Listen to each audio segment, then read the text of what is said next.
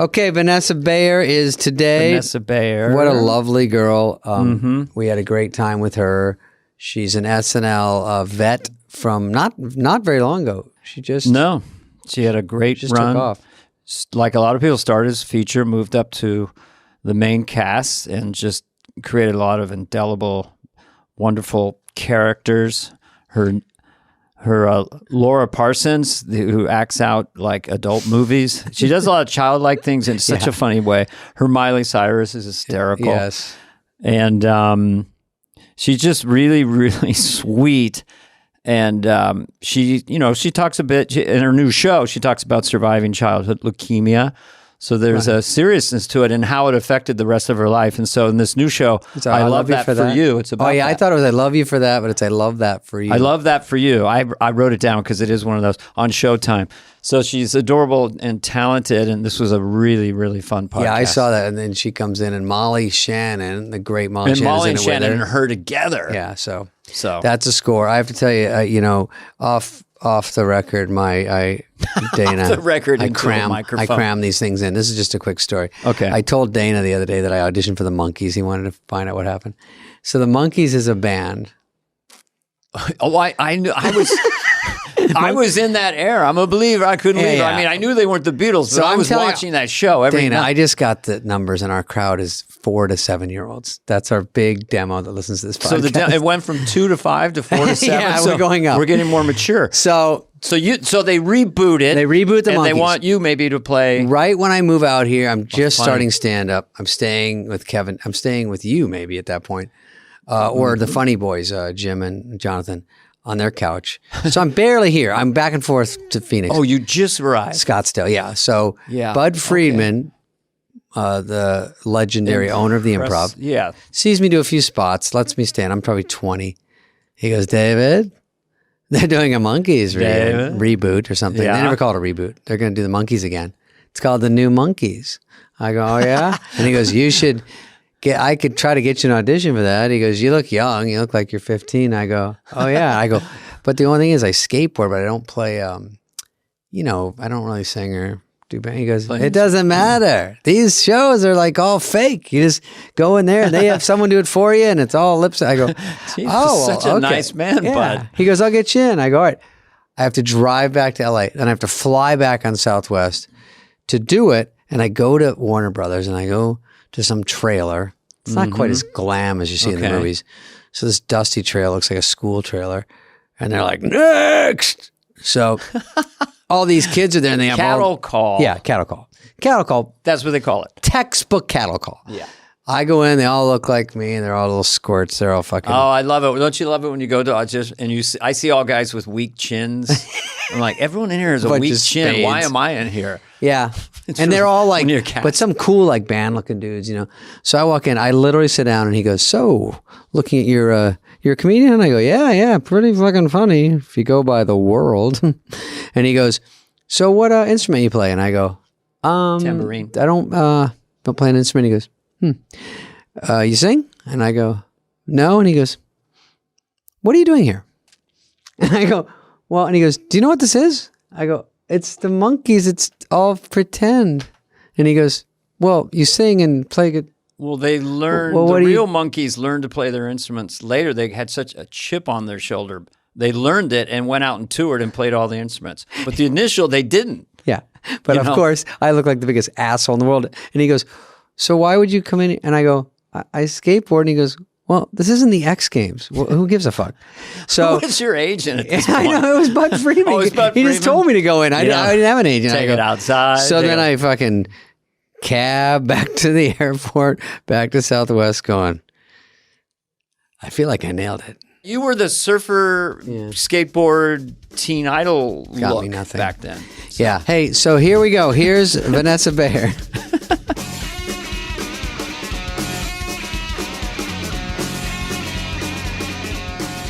Where? Oh, there she is. Is that her? That's her. Yeah. That I showed up a minute late like a little princess. Jeez, Meg Markle's finally here. Jeez, good Lord. Where's Chuck? Where's the big-eared guy? Oh, here's my microphone. Sorry, Vanessa. I'm new. Do I need a microphone? So This is people can hear David's first podcast. Vanessa is first time hosting a podcast right now. And you have a Broadway Video sweatshirt. I have this on today, and I thought I'll keep it on. Yeah. For those of you at home. Go team. Dana, what's Broadway Video? For those of you at home who don't know, Broadway Video is sort of a production company started by a gentleman by the name of Lorne Michaels, a Canadian gentleman, and they sort of do all kinds of activity and television shows. That's all I got. You know, David, when you get your check for Coneheads, if it says Broadway Video, don't be frightened. It's still going to clear. David, Dana, if you're going to interview Vanessa, remember to be very clear. Be very, very brief and be on point. Thanks, Lauren. Call you soon. I really love you. Talk to you later, Lauren. I don't even know what I'm doing. That's all I got. Mic drop. Let's get housekeeping. Do you want me to record on QuickTime? Greg? I haven't heard about QuickTime since I watched little porn clips when I was like 22. I had Quick Chips. Remember Quick Chips from 1962? No. You youngins don't remember. In my day, we had Quick Chips. Vanessa, we're going to let you talk in about a half hour. Just hang tight. Oh, I can't. Whenever. We're really self-involved. We're horrible hosts. I want to tell you guys, I was just on a plane. I'm in New York now. I was just on a red eye. That's not what I had to tell you. That's great but news. I love plane stories. Yeah. So anyway, I slept a little, whatever. But I was thinking about just now, I was like getting ready for this, and I didn't need to tell you at all that I was just on a red eye. That's not part of the story, actually. But I was thinking about how excited I was to do this because I really love both of you so much. And I just want to say, like, Aww. I truly, like, you're two of my favorite, like, comedians and actors. And I just just thinking about getting to do this with you and how influential both of you were, like, Thank you. just am so happy to be doing this. Let's end it there. Yeah. I think this is great. So, thank you for having me. We're going to take a quick break now with our sponsor. That's been Vanessa. She got Bayer. the cue card we sent her. That's so nice. Right back at you. You know what I thought about you, because it's okay to be nice and sincere in 2022, I think. Because when I thought about you and I hosted the show, I thought, damn, she's like an incredibly nice person. Like, literally, that's kind of, was I mistaken? That's the question. Oh yeah, I mean, I really. Give I it like to the whole people. cast too, but No. but I remember you, Fred. They're all, that cast was great. But anyway, but no, I hope that I am a nice person, but even if I was like a real nasty monster, I still meant what I said about you guys. That's nice. Now, Vanessa, we have it recorded, and it'll be on a tape loop. So we're gonna work that on Instagram. we were Thank wondering you. just quickly, who is the biggest pitch in the show again? I think you were just quickly. Just who did you hate someone on 8H? Yeah. You don't have to say the name, but was there someone you go, man, I hate that fucking person? I mean, No, in I'm kidding. general, Don't you have to- no. She's like, 8 people came to mind. She's like, well, let me whittle this I was going to down. start going through a list for you. No, I wasn't. Yeah. I think you guys had a good little squadron there when you were there. And I think you came on in 2010. Is that right? Yes, that's right. And you had a pretty long run, it says. And someone asked me at TMZ at the airport the other day, literally, they're like, and he goes, is everyone leaving too quickly? I think Pete's been there for 8 years and Kate's been there for 10. I'm like, too quickly. I mean, I know. I stayed like 6. I think Farley and Sandler were 5. I go, they go, why did people leave? I go, because it's a mental and physical beating every day. Yeah. I was there for 7, and I think Kate and 80 were there for 10. That's a lot. Cecily's been there for 10. Yes. I mean, Keenan's been there. Keenan was there before 7 years Lorne. old when we were there. Yeah. Keenan predated Lorne. He was there He with grew a up different, in 1971, there was a whole different, it was called SNL Nights.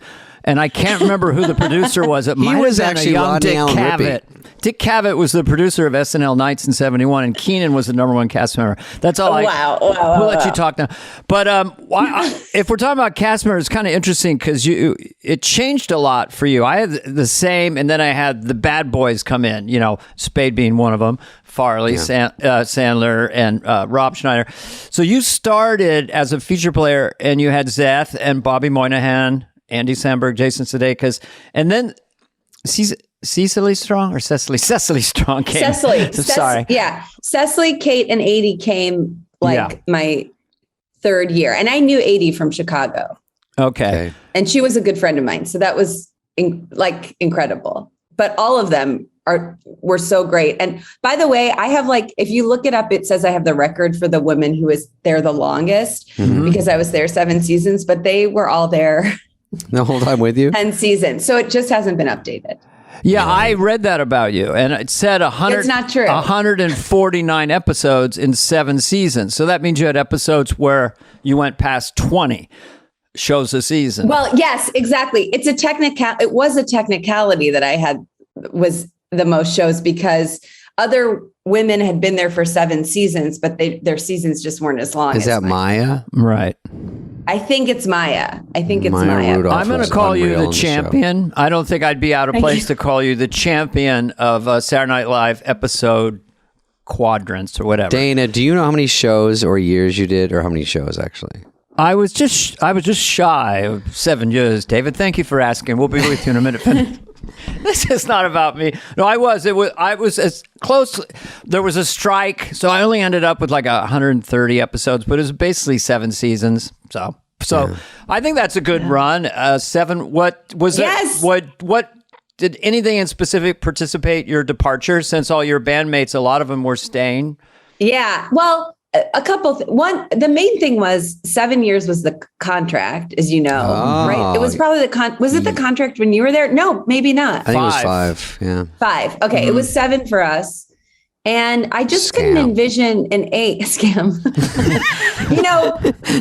My second or third year, I think my third season, the pay went up, and it was the first time it had gone up since you guys were there. Mm-hmm. So it was wait, without you asking, it went up? It just sort of bumped? I think they realized that, meaning the pay for everybody, that set rate that you get, you get a certain amount your first year. It stayed the same since I think the 90s. And then eventually in 2012, they were maybe we should add to this a little because of inflation. A few pennies. So you had 3 roommates. You couldn't afford an apartment. So then you got down to 2 roommates. Yeah. It was cool. We got paid not well. Vanessa, just on the side note that we all, I think no one has leverage when they get hired because no one's famous. No one has any. Right, you just say, right. Well, I'll sign on the dotted line. And then the last year we got all tough and Farley and Adam and I asked for a raise and we said we were not coming back to the show. Can you believe how crazy we were? And Lauren goes, that's fine. And we go, wait, no, we're not coming back. Show will collapse. He goes, no, I think it'll stay. Have you met Will Ferrell? He's Will was coming in, and I was like, I didn't know he was such a home run hitter, but he's awfully good. We actually backed ourselves into a corner because we didn't know what to do.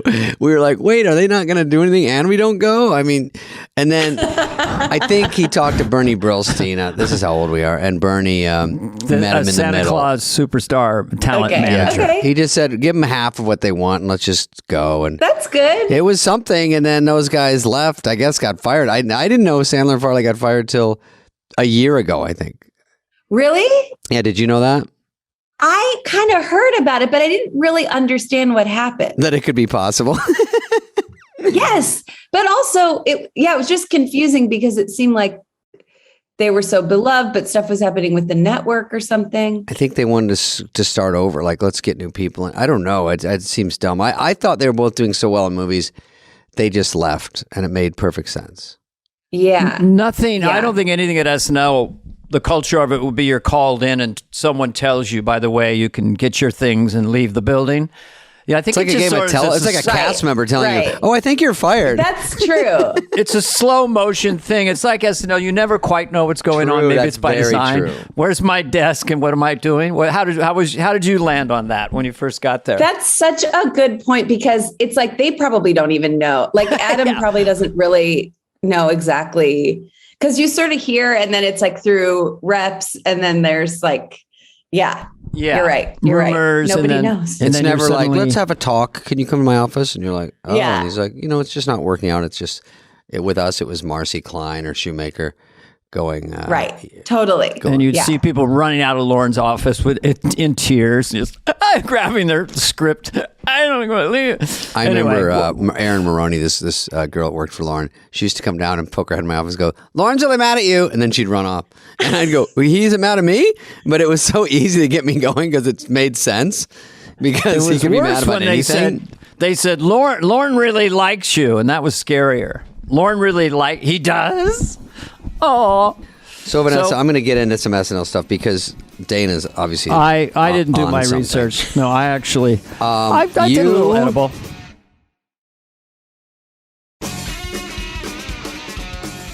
You don't know this, but you started in 2010. Right. And I'm going to go through a couple of things with you. Okay, I'll take it. Were you, okay, first we're going to go back to when it says, because we're going to talk about your show name, and Dana and I argued, it's either called, hang on, Dana, I Love You for That, or I Love That for You.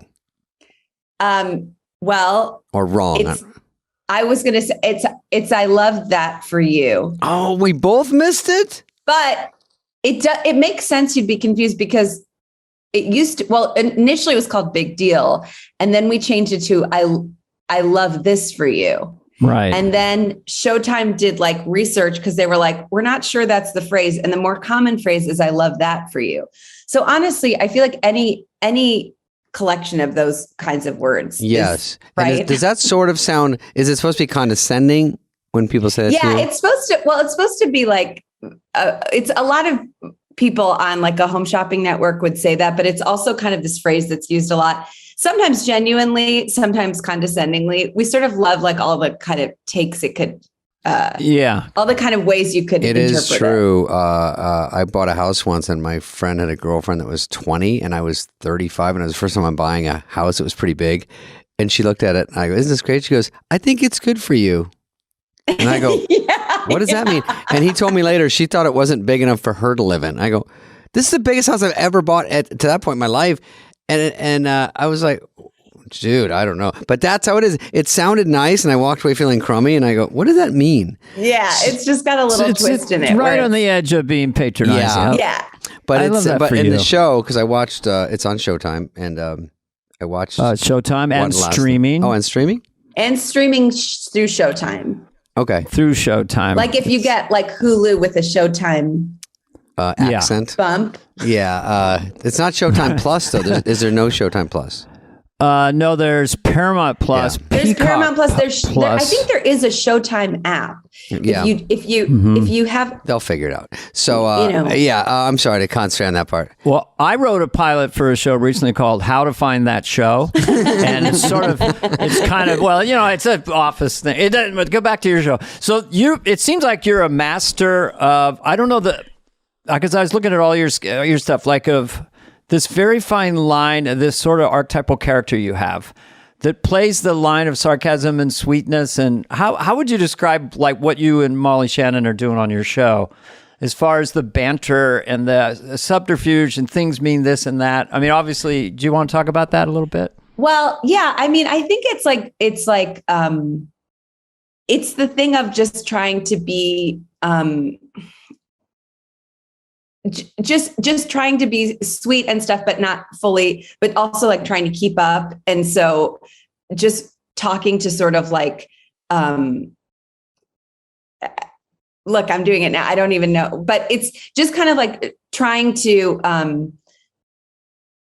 sort of seem like I like this character is like with it and understanding and fits in when really she's just like trying to figure things out. Mm-hmm. Yeah, it seemed to me like it's you have characters, a lot of your characters you're pulling for immediately. You have a very genuine sweetness and authenticity, and so and you're always smiling and you're always upbeat. Like when they're just little things they're doing your hair and you're kind of excited. No one gives a shit that you have this new job and you're like the only one excited at a new job. And everyone has been in that position, or a lot of showbiz people have, and everyone's jaded.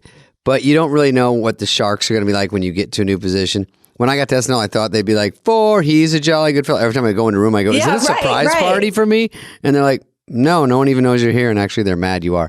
So it's different. So you get hired at this home shopping network, but you're like a really good person and very excited about it. And you're going to a place where I'm not giving a lot away, I don't think. But, everyone's sort of in the groove. It's kind of like SNL. Everyone's doing their thing and everyone's sort of quietly competitive and everyone doesn't know if they like the new person. They're dealing with you, and then you, I think, have to at some point, as genuine as sweet as you are, you realize I have to make some moves here to keep up, or I'm done. Yeah, totally. And I created it with other SNL people. My co-creator Jeremy Byler and I wrote together SNL. Jesse Klein, our showrunner, worked at SNL. So we saw parallels, even I don't know if you guys felt this way, but my first day I was just there were so many famous people, and I just was now I have to work with these people, and I have to just kind of be normal with them, and that was hard for me, and I had to, you have to fake it. Well, you walk in and you probably have some SNL people that have been there for a while. And also even writers are intimidating. You hear good, big writers are there.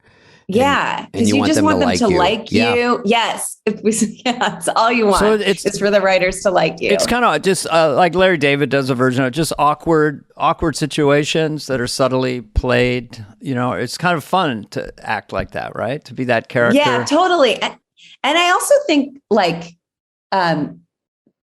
because I think because I smile a lot and I have this nice demeanor, which I'd like to think is genuine, but I guess, we'll see if we get a season 2. You tricked Dana. Okay. He thinks you're nice. You're not even from Canada or Minnesota, right? But I'm from Cleveland. I'm from the Midwest. That explains it. Molly and I are from the same part of Cleveland. Oh, really? We're from 15 minutes from each other. Both the most likable people. You're both extremely likable. And I was excited when I saw that you're in a show together. So I thought you have a comic sensibility that would match very nicely the way you play. It's so fun getting to do it with her. It's how I feel about you guys. It's just oh my God, this is a dream. But Thank you. Because of that smiling and be my demeanor, I feel like it's fun because I can sort of get away with more things. Mm-hmm. And I think this, as this character, probably in real life too. Well, sure. And then extended going to SNL for a sec, because I looked at some of your stuff. There's some great YouTube videos that kind of show a lot of yours that I was aware of, but to watch it again, Laura Parsons, who talks like a child star and then goes way out of bounds. It's sort of that smiling, super likable, but then says the totally inappropriate thing. It just feels like it's a wheelhouse that you have, And I love the bar mitzvah boy. It's so, that character, Jacob. His name's Jacob, yeah. He's so cute and sweet. And you captured a boy that's 12 or something. Yeah. Completely. And they try to interact with him, but he just keeps reading his script of what he's supposed to say. He's not warm. He's kind of rude. And very stuck on his script. It really is a funny observation that he just has to keep going back to his speech. Yeah. Well, I think boys that age too. I just think boys that age are so awkward. And especially when they have to have bar mitzvahs, they don't know how to navigate that formality. Mm-hmm. And so they just go like this to put their glasses up and stuff because their hands are. It looks like high pressure. I went to a bat mitzvah last weekend. It looks like such high pressure. I gotta hear. Who else was telling me they were going? Oh yeah, I know what you went to, and I got to hear about it. It was pretty highfalutin. What was it like? Was there any celebrities there? Conan was there. Conan. Yeah. I think he has a pass to go to all bat mitzvahs. I've seen him in every one. Really? And but he was there, and but.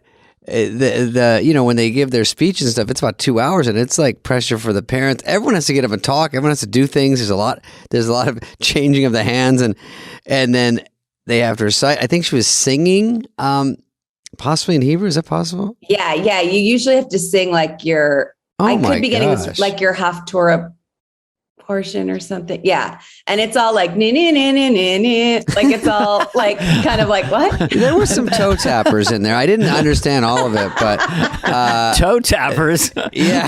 But it was nice that you. Oh, that I went? Oh, you just froze. But I think she said I went. She froze off. I'm just going to talk about myself. I did go. She had a great voice and she sang. And so to combine. Oh my God, Dana's frozen too. Am I the sole survivor? A little orthopedic. Right, I'm going to stop talking. Action. David? David, we've lost him. But we're not frozen, so we can continue. My guest today is Vanessa Bayer, and Dave will be back in a second. He probably just took a bathroom break. It all just shut down. He's coming back. Rachel from Friends. I just have a list of some of your greatest hits that are just fun to talk about. David, are you back? Unfortunately, yes. We're so happy. Did you guys never go away? We never went away. Oh, and I was talking about singing? No, well, we heard past that, and it was something about going to the daytime bar mitzvah, and I was saying you went to the service. Mm-hmm. I went to the service. There was singing. I'm going to go back a half hour. I went to the service. We talked only about you while you were gone, so don't worry. We talked about how her tunes were toe tappers. And then we got toe tappers. She has a great voice. She sang. We did 2 hours. It was interesting, and everyone was excited. And then that night, they had a full-blown rager. All right, a super spreader event. Omicron 3.B-7X. I think I had the most germs out of anyone. You know what happened is, I think you were just talking about Jennifer Aniston. My daughter was so excited to meet Jennifer. We'll finish up that thought if we have a second. We'll go back. But the funny thing was, I was at the table, and I go, and I said, "Hey, you guys want a drink?" I was running the bar, and it was 3 celeb types. No, 2. 2.5 stars. I'm going to go grab, and I go, "You guys want anything?" But I was a little buzzed, and they go, yeah, maybe like a vodka soda with a splash." And the other one's like, "Yeah, I'll take like maybe cream de cassis, lemon twist." I go, "Yeah, yep." And then I'm walking, and I'm realizing I don't really remember it. Yeah. And I'm saying it over and over in my head, and like playing telephone with myself, but I'm saying it back wrong too. And then people are like, "Spader," and I know people there, and I'm like, hold on. And then I come back to the table and I'm like, "Here's your Jaeger bomber and a side of spaghetti." And they're like, "What?" And I'm like, "What did you want?" And of course I botched the whole thing. Anyway, we can cut that out. I'm never going to be a bartender at Bar Mitzvah. After hearing that story, I will never allow myself to get recruited to serve drinks. We had a great time. And then I think I left with Harper, my daughter, but Halsey was about to sing, and Charlie Poop, what's his name? And Chuck Poop. And they sang, and then but the one before that was when I was leaving with my mom, when the other daughter had a rager, and my mom was like, "Oh, my feet are tired." I go, "We can get you out of here." So we've been here like 3 hours. So we're walking out, and this guy goes, "Don't go." And I turn around, it's Adam Levine, and he's got his shirt off. And my mom goes, "Ooh, who are you?" And he goes, "I'm a singer. I'm going on right now. It's a surprise." And she goes, "Oh, why are we leaving?" I go, "You wanted to leave." And she goes, "No, let's stay a couple." And I go, she goes, "I got my Skechers on. I'm fine." So we go back in, and then she just is like holding her phone up like every kid there watching Adam. Oh my God. That's so fun. Those must have been the most fun bat mitzvahs of all time. I just hear, yeah. Yeah. I can't imagine. I mean, it was just like just a fun party, and they all got to talk and sing and do everything. But anyway, back to this. So you did you're talking about her I was impression talking of Aniston, which is great. A very cool impression that Vanessa did. Jennifer Aniston. Yeah, I was just saying it was like she was she was considered like a friend of the show, and no one was really doing her. Mm-hmm. It's true. I was like, I don't think I've seen people do of all obvious huge stars. Yeah, because I think they were like, you have to get it. They were sort of like, you have to get it right, and like we love her so much, we don't want to like, even though like I was saying, like I think usually often the impressions are like kind of tributes to people. They're not like negative. They're not. But then I did it on Kimmel, I think, actually. And then I did like Rachel Jennifer Aniston doing Rachel on Kimmel. And then my next season on SNL, they let me do it like on Weekend Update. And then I did a movie that Jennifer Aniston was in.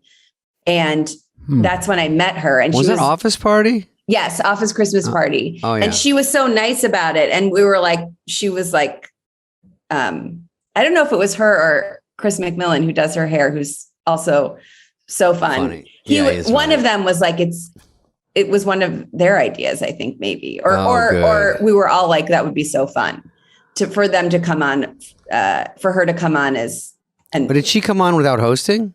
Yeah, she came on. It was like the holiday episode, I think. And I did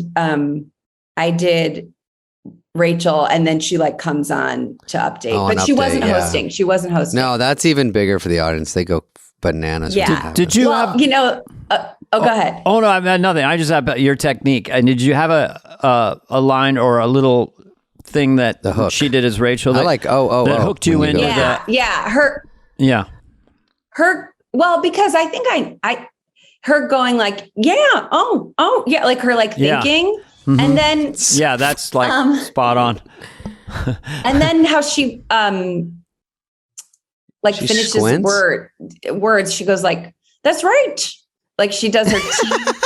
Yeah. I mean, who am I talking? That's well observed. Those are hard to pick up, but Dana's great at that. That's why he's asking. I'm doing he's so Ross Perot or something. This is a very subtle. I'm not near your. No, but it was just. It's fun. It's just fun to. It's incredible. It's incredibly fun. And now that we're here as Vanessa Bayer impressionist, you're Miley Cyrus were you the first one to sort of break that on SNL? Because that's a really fun. I couldn't believe one of the hosts had like done it in like a sketch or something, but in general, no one was doing her, and I couldn't believe it because she also has such a distinct way of talking. Right. It's a really deep, sort of twangy voice. Yeah. And I think we both have these just like enormous mouths with these big teeth. And she's like, hey, leave me out of this. And I think it just felt like a natural thing to do. So I auditioned with Miley. I had been working on that. Yeah. And I did this thing about like her comparing herself to, not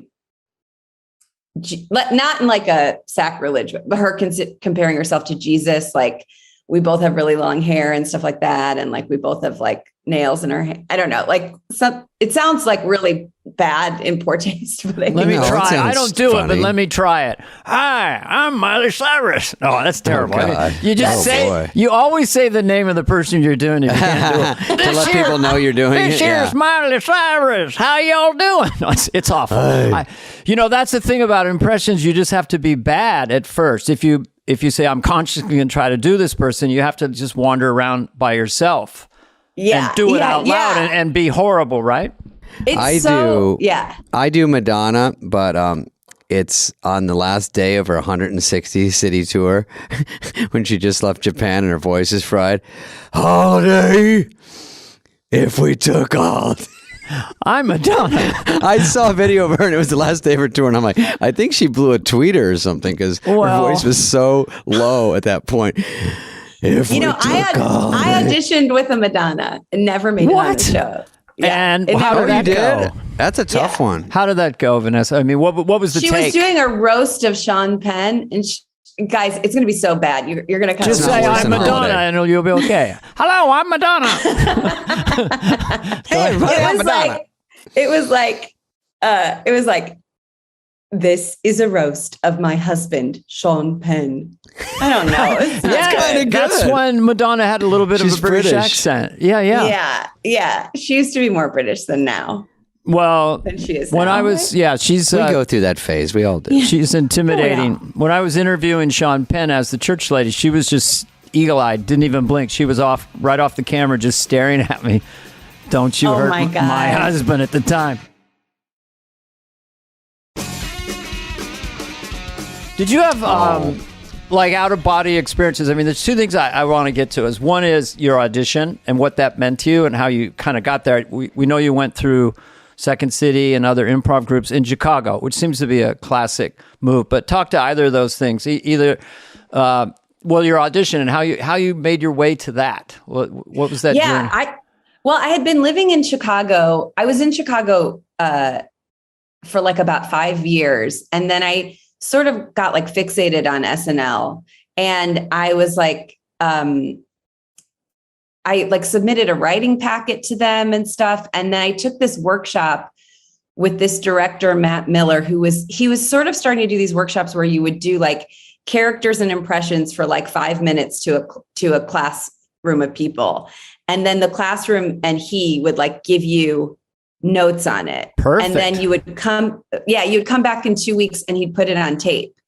And the thing that he told us, which was really helpful, was he was like, if you're auditioning for something like SNL, like they want you to be like a good writer too. So it's not just important that your characters and impressions are accurate or like good, but that also that what they're saying is funny.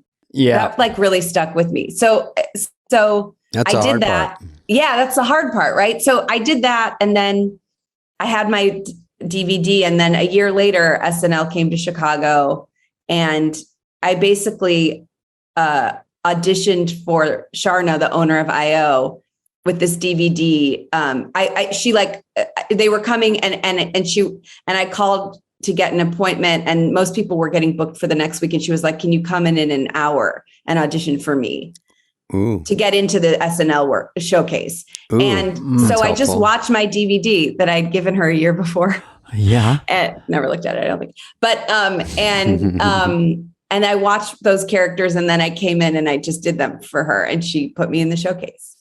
And then you got great. seen at the Improv Olympics by some SNL people. I got seen at IO, and then who was working in talent? Was it Marcy or was it Shoemaker or any of those guys? Marcy was like sort of just Shoemaker left the year before I started, which was so he went sad. to Seth? I just missed him.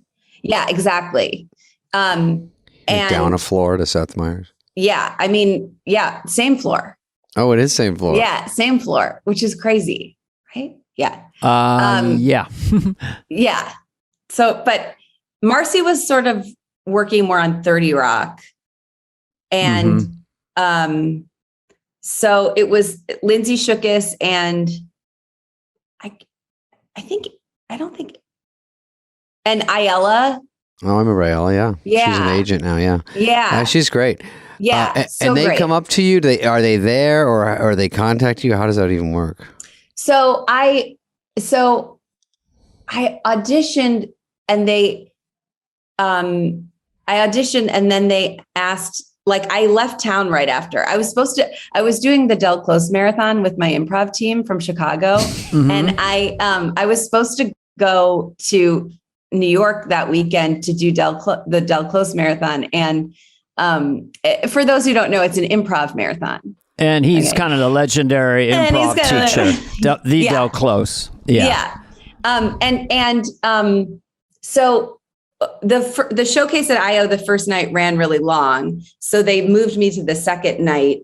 They added a second night. And I missed my Del Close Marathon show, which my team fully understood. Why did I bring that up? Oh, but then I went to New York the next day to see my improv team there. And then SNL called and was like, do you want to get drinks with like Lauren and some of the writers and stuff? Oh my God. I know. And I was like, I'm not in Chicago anymore. I went to New York. And I was like, and they were like, it's okay, it's fine, whatever. And then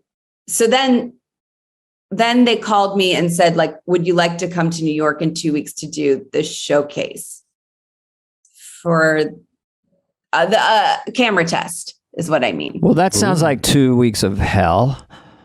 As far as nerves, or can we just back up for just a second, really quickly? Yeah. Like how, because I know that people who listen to this want to get on Saturday Night Live or be in show business. Like what in God's name made you think you could do this, and how did you end up doing improv in Chicago? And when did you kind of think to yourself, I think I'm actually really good. I'm really funny. I maybe should be. So yeah, it's it feels surreal, so weird but it's almost hard for me to talk about this to you guys because you guys are like We're scared too. I mean, like, Well, we all did the same thing, but we all had probably no confidence, different and we all ways. are just trying to just inch to the next thing and just hope, crossing our fingers, something clicks or whatever. Right. Yeah, it was a fantasy that seemed impossible, really, for the longest time. But then Dennis Miller and friends got on, and it became more reality. But for your journey, I mean, when was the genesis of that? You thinking you might be a funny person in life for a living? It's such a huge thing. Anyone who's ever worked with me, excuse me, knows about the all-female sketch comedy and musical parody troupe I was in college called Bloomers. Okay, so it started in Bloomers. college. Yeah. Okay. Bloomers. It was, well, I didn't start it. It had been around for about 25 years when I started it. Anyway, so, I love the name. Yeah. I mean, it's still around. You can still, It's online. Next time you're in Philly. Still no, going. the show's there. Yeah. The shows are live in Philadelphia, but I do think they have an online presence now because it's, been such a long time since I was there and the internet was like kind of newer. But I did Bloomers and I like loved it. And I was like, I always like, I was pretty good at school when I was in like growing up. Like I was like, if I study really hard, I can get good grades.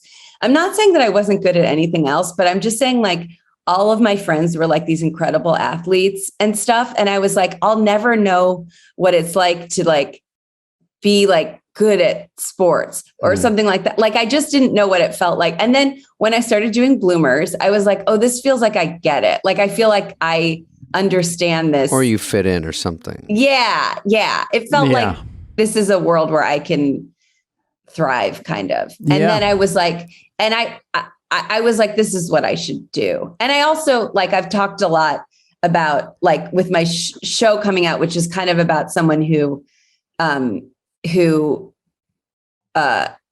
survives like childhood leukemia as I did. And then also, and like, really like once she's done with it, misses like all the attention she got and stuff. I like amazing. Sort of, I was like, I would joke about stuff like that with my friends when I was sick. Like we would joke around a lot. And I was like, I think that actually helped like kind of form my like sense of humor. And I was like, oh, I should just, this is like the world I want to be in forever. And when you go through something like that, leukemia, and listen, I've caught myself telling people I have it. I get it, but when you have that, he got me. And then you're 15, which is a very formative time of your life, which is very scary, and your whole life's in front of you, but maybe it isn't. And obviously, it's great that you got through it, and then you probably develop a sense of humor. You're saying. And then also it said you helped with Make-A-Wish. You did a Make-A-Wish too, right? I did a Make-A-Wish. Yeah. And how does that work? Do they check if you're bluffing? I mean, is it just like... No. So this is a common misconception about Make-A-Wish is that you have to be terminal. You just have to have a life-threatening illness. Okay. I like that. You can be like I was actually done with treatment when I had my wish, which was to go to Hawaii. But you do have to have, like, you can't fake that you have a disease, but your prognosis can be good. Okay. And it says, I think you work with them after too, right? Yeah. When I was in Chicago, especially, I volunteered with them. And then I've done some stuff with them since with like, some of their gala, like hosting some of their galas. Sandler does a lot with them. And, Sandler's always quiet about that stuff, but I've been over there at Happy Madison, or he will call and say, hey, we got a kid coming down. Do you want to come down? Because he likes whatever movie or what. And then we'll all, whoever's around can rally down there and just like, he'll meet us. He plays basketball with them. Then we come and we meet him for lunch, and then we all go back. But the kids, he always makes sure they have a good time. So I really think those things are cool, and I think they do a great job. It's cool. Awesome. And by the way, on this same subject, how to care for a sick bear, which I read today. Oh. And Thank you. It's beautiful and really emotional because it's such a sweet book. It's for kids to really understand if their friend gets sick, how do they navigate that and react. It's really a sweet children's book. Well, I sort of I wanted to write that because I was like, I noticed like from me being sick, like a lot of times people get like really freaked out when someone is sick and they think like maybe their personality has changed or something. Like it's like you sort of awkward. It's just, especially for kids, it's so scary. But like the lesson that I sort of learned from being sick is like, if someone's going through any kind of trauma, like you don't have to assume that they want to be left alone. Like it's good to like reach out to the person, and then if they want to be left alone, they can tell you. But like, it's good. I don't know. Yeah. And is it good to treat them pretty normally? When I meet these kids and stuff, I try to just goof around and be normal and not make such a production out of the fact they're sick. Just treat them like a normal dude, or goof around with them, or the same even thing make if fun a you little bit. visit Walter Reed and people with shattered legs. Same kind of thing. They want you to be kind of up and funny and ask questions. Take their mind off it for a second or something. Yeah. But it's awkward. It's hard to know sometimes what to say to someone who's having struggles. Sure. You know, just it's like it's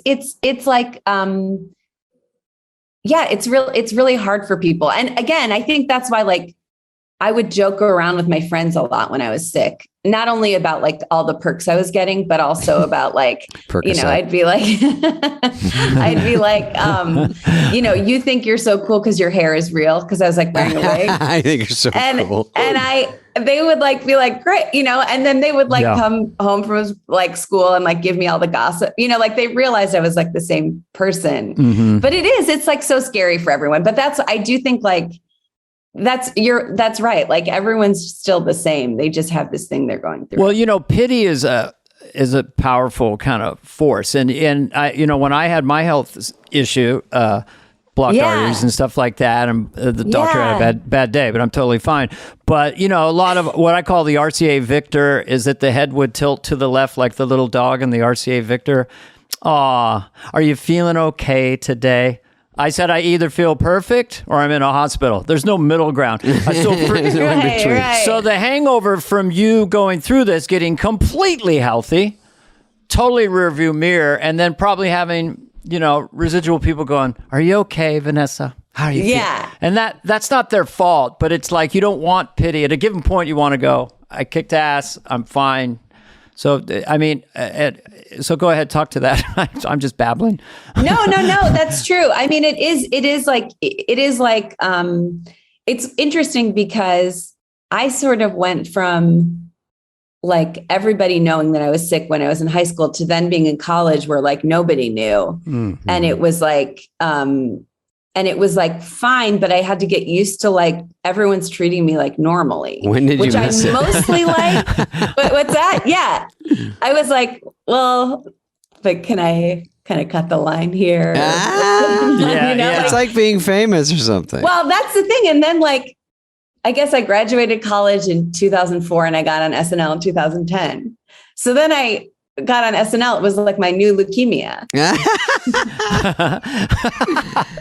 No one's ever said that on this podcast. That is great. Yeah. That's a t-shirt. I'm just saying. Lauren says, it'll feel like leukemia for the first few weeks. It'll feel like you have some sort of autoimmune deficiency the first season. It happened to Timmy Meadows. I have a few hard-hitting questions for Vanessa. Okay. Yes. Okay, let's go. This is called I the was hot going seat over section. some of your things. Yeah. And Dana's not brave enough to hit you with these. I like the nice questions. I don't. David, go give her hell. This is called the Spade moment. You coincidentally make out with a lot of guys in your sketches. My God, Adam Driver, the great looking, Ryan Gosling, the biggest stud in America. Oh yeah, I saw the Ryan Gosling one. Yeah, even I think Kristen Stewart, maybe. Hilarious. Chris That's Pratt, so funny. So is that planned or just accidental? And Chris Pratt? Yeah. Oh my God. Yeah, it is planned. But the Adam Driver one I did not write. But the other ones I helped. I kind of co-wrote all the other ones. Hey, guess what? Just a news flash so we can trend. All you have to do right now, only if you want to, is say, who is the best kisser? And it's going to be all over Yahoo News. Oh, that's right. Who is the best But you don't kisser? have to. But that's a classic. I don't have an answer because all of the kisses were different and wonderful in their own ways. You know what's funny? When I was watching those, I'm like going, you kiss when you have to kiss someone sort of crazy. Yeah. It's really not even kissing. You're just like, how do we do this? Mashing. It looks nuts, but I don't know if it's sexy. And then you're always wondering, I don't want to get their icy, leathery tongue actually jabbing around. You just never know. Like one time I kissed a girl on an old movie, Dana, and I go, how do you want to do this? I'd never kissed anyone on camera. And she goes, "Oh, just kiss me like I'm your girlfriend. Doesn't matter. I don't care anything. Do anything." So I go, okay. And so she came in close, and I touched the side of her cheek and kissed her. And she and they go cut, and she looks at the director and she goes, "Can you tell him not to touch my face?" Oh yeah, that you get canceled for that now. That's a bummer because you asked her. It makes I asked her, and then I go, "Is that me?" And she didn't even look at me. She just looked at the director, and I was like, "I'm 1 inch away from her, going, I'll do whatever you want. I tried. I don't know what to do." I have a more benign kissing question for Vanessa. Okay. Because this may happen to anybody.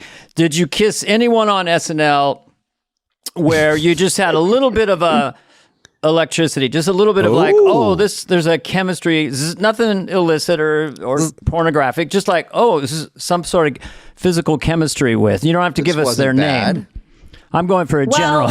I'm going for a general. But then give us her name after. I think I sort of like, it's hard because you're like, if you're in a live sketch, it's like really hard to. It would happen like, during rehearsal, probably. Like a rehearsal or like a pre-tape thing. Yeah. Yeah. I mean, and any of the people we named, I would kiss again. What about Ryan Gosling? Because my sister who's in her 60s, but she's always like, "Well, you got to admit, Dane, Ryan Gosling." I'm just saying.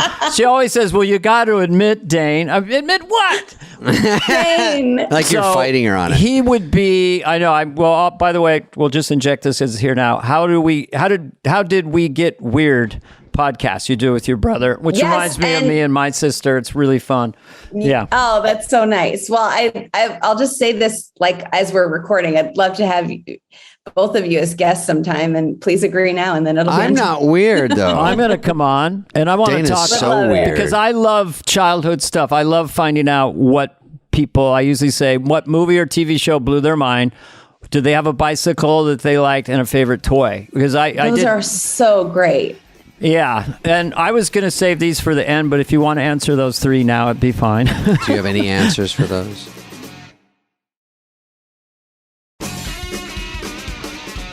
Young, 10, 11-year-old Vanessa. What was the first one? Movie or television show where as a little kid, you go, holy shit, you know.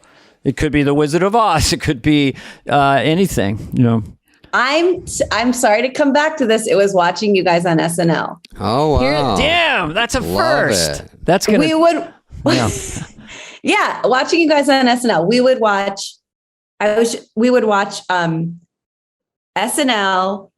Here's what we would do. We would watch the movie April Fool's Day. It's a horrible horror movie. It's like I was thinking, is that a horror movie? My friend Steffi Rue had the VHS tape, I think. So we would watch April Fool's Day. Mm-hmm. And then sometimes if SNL wasn't on, we'd watch The Incredible Mr. Limpet so we would not be scared. Oh, Don Knotts. Yeah. Good. She also had that on VHS. But then we would stay up and we would watch SNL. And it was like our favorite thing. And we would quote it all week. I mean, you guys were exactly like it just you guys were so funny. I mean, we were doing like Wayne's World, like my friend Lissy did like a Wayne's World, like report, like where they played Wayne and Garth. And like, we were like quoting Tommy Boyle, like we were like reenacting Tommy Boyle. Like, it's like, we were just like, it was so great. It was like, we were just laughing all the time to it. You're a lot younger than I am. So, you know, we had our people too. I mean, the SNL first cast, I was like just starting college, but they were like rock stars. And I can't believe there's people that look like us, act like us on TV doing crazy stuff. So I get that. But that's always very nice. And if you ever run into them, I get it, because when I grew up and I had movies that meant a lot to me, and like that's all that meant everything. Because most kids are into comedy, but when you're with your buddies and you're watching a movie and it's so funny and you see it over and over, and then if I ran into Bill Murray, if I ran into Aykroyd, or all these people like Eddie Murphy later in life, and you see him, and you in your head you're still like a kid going, I cannot believe I'm in some scenario where I'm in the same room with these people. Like the SNL 40th was really a candy store. Yeah. It's like, yes. Oh my God. Vanessa, I just want to ask her a question real fast, just because it dovetails to what you said. Like, do you have people fan out on you at an airport or somewhere where, oh my God, it's Vanessa Payer, I can't believe it. So how do you react to that? I mean, so you see how it's just you have your fan base, and people be flipped out to meet you and want to be like you, and it's a trip, isn't it?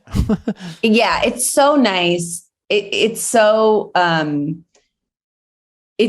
crazy. It just is like it's crazy. Yeah, it's crazy to think that, like, because the thing Lauren says. Right? Is it about that you're not the one that? What is it? I was going to say the one, and I'm going to try my impression. It's not going to be. No, everyone has to do one on the show. Okay. It's everybody's favorite cast is the one when they were growing up.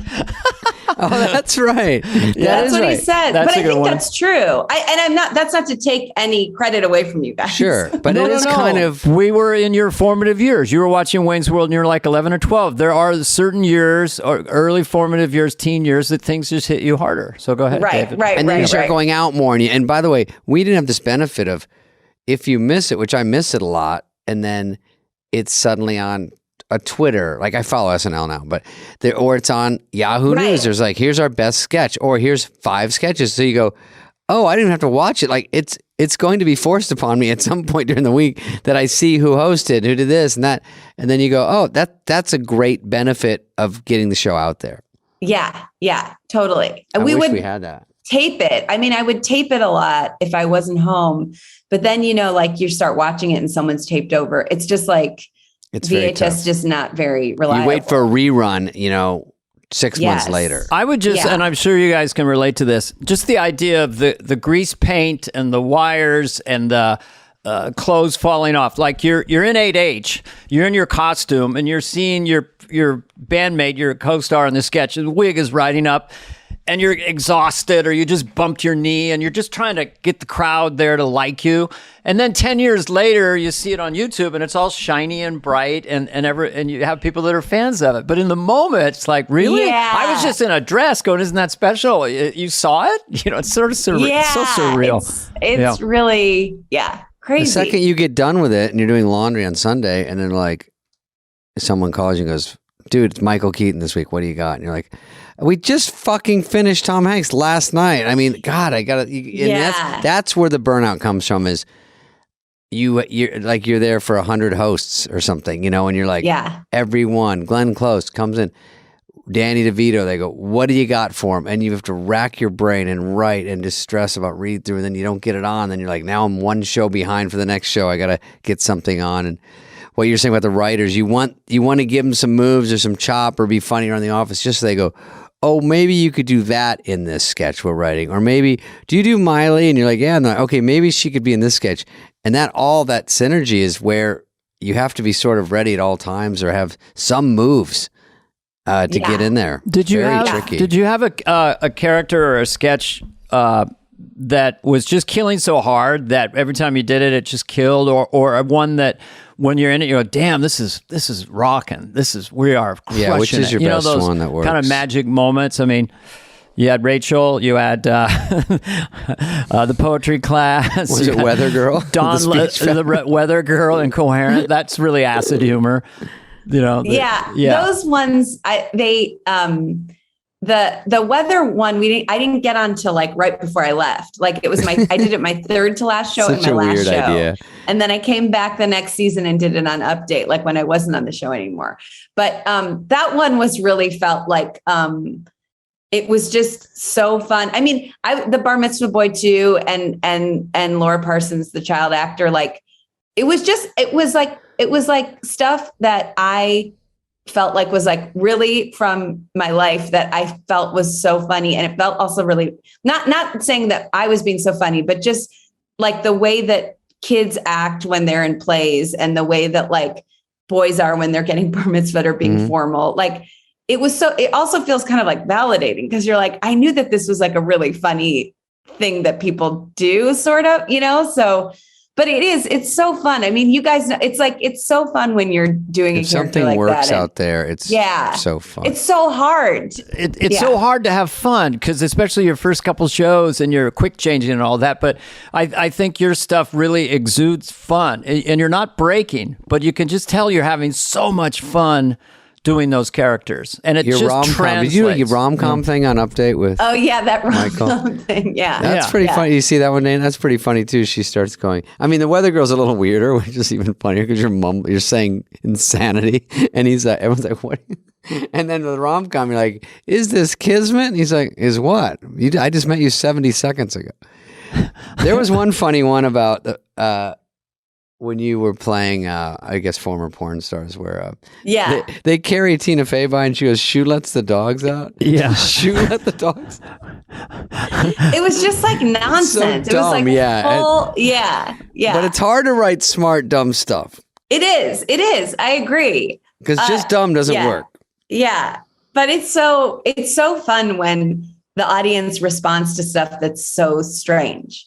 Yeah, it's like, they're waiting for it. Yeah, they appreciate it. Yeah, it's the best when it's a non sequitur. It's a line that shouldn't be funny, but it is. It's just in that area of like, then they it's repeat like a good comedy club crowd or good improv crowd where you go up and they're pretty trained to go, don't give us the basic stuff. Like it's like going to a nice restaurant, going, give us the sushi from the back, like, and then the people, you do these weird things and they like it.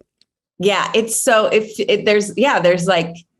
there's nothing like that feeling of like, because you can't predict any of that stuff, which is why it's so hard. Is like you just don't know what stuff is gonna. Yeah, because I don't know about you, but I just am not gifted at writing traditional jokes. Like Dennis Miller, brilliant at it.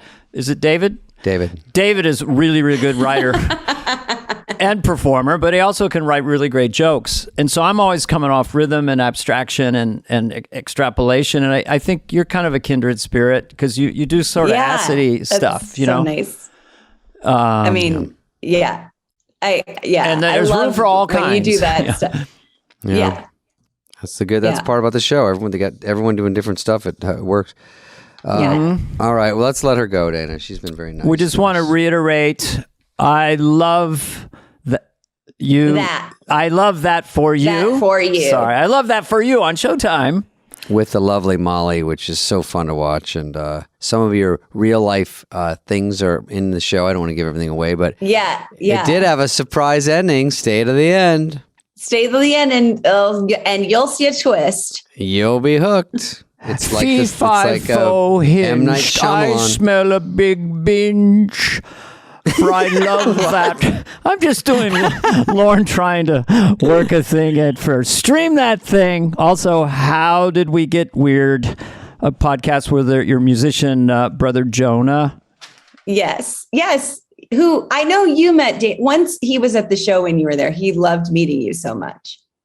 I don't think he's met you, David, but no. You'll all meet when he did. Was I nice? Was I nice to him? You were so You were nice. so weird. Oh, good. You were so nice.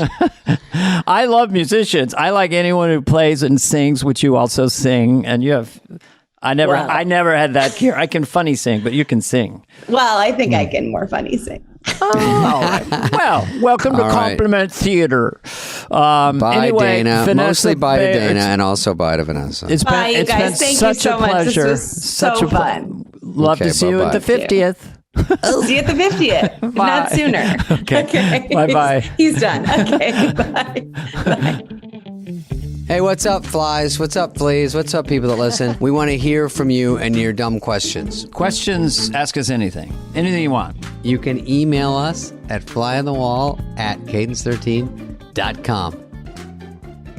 Hey, Dana, David, this is Colin Mack. This is our Q&A session. And Thanks, Colin gets to see me sitting on my knees. What is his question, David? It's called, we start with Big Fan. Thank you. Thank you. I'm wondering what props you may have kept from your SNL days or your movie careers. Thank you. Thank you. Okay. I'll go first. I do keep some stuff. You do. I've seen your house. You have a lot of mementos and memorabilia. Yeah, I have. I have some clothes from Dickie Roberts. Just the outfits for some reason I kept them. I have the Joder. What was I? Janitor shirt. I have the wig. It was a wig. Everyone's like, "What?" I wish it wasn't. I would grow my hair like that in a second. And then I have, Farley's family gave me his coat from Tommy Boy, which is big one. Do That's you have one like a outside. diorama in your house, like stuffed people that are wearing these clothes that look like you? No, but we're working okay, just on had it. to ask. It's That'd gonna be you, scary to Dana. bump into in the middle of the night. When I So stuff what, you. Tommy Boy? You have Don't jump back in. So you're saying Tommy Boy. Tommy Boy. Tommy Boy jacket from Farley, that checkered one from the poster. And then I have just some little knickknacks. What do you got? I also Any have SNL stuff? Joe Dirt's wig. Weirdly, I wasn't in the movie. I have Joe Dirt's pubes still. I have the chair and the receptionist spit that you did. And no, you are? this is weird because it's not weird, but I just said it was weird. I got on SNL, and in those days, I came in with Church Lady as a character, and then they changed the rule, but I owned it, quote unquote. So I had a copy of the Church Lady dress made and wig, just in case I ever wanted to do something. Take on the road. So I have the Church Lady's dress and wig and glasses. And maybe twice a year I wear it for a day. You could run a superhero movie where you go into a phone booth and come out as church lady. Super. You walk in. I wish the church lady was here to fix this. You go, hang on. You go in there. Wow. They're like, oh my God, church lady. Church lady is funny to me because it's condescension and being patronizing and passive aggressive is a funny attitude. So she would say, well, we kept the dress. We want to be the lady, but we're not. Just a fun rhythm.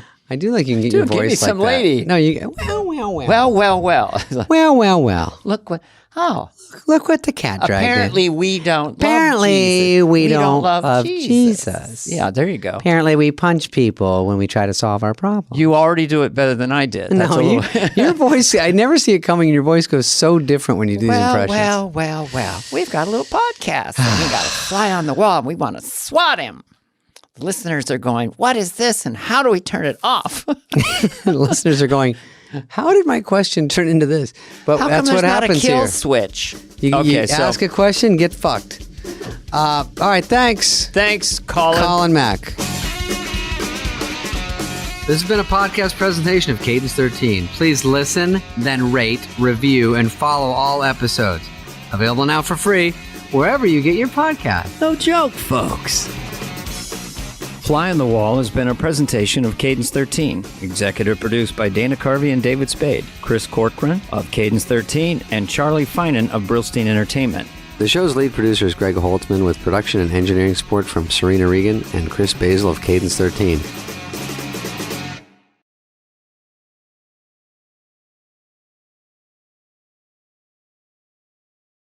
Dana, we have an old favorite who was there, both of us, mostly Yes. you, but also with me. He overlapped you. 5 years with me, and then you a Victoria year. Jackson. Victoria, The one and lovely. only Victoria Jackson. Mhm. We had a great chat with her.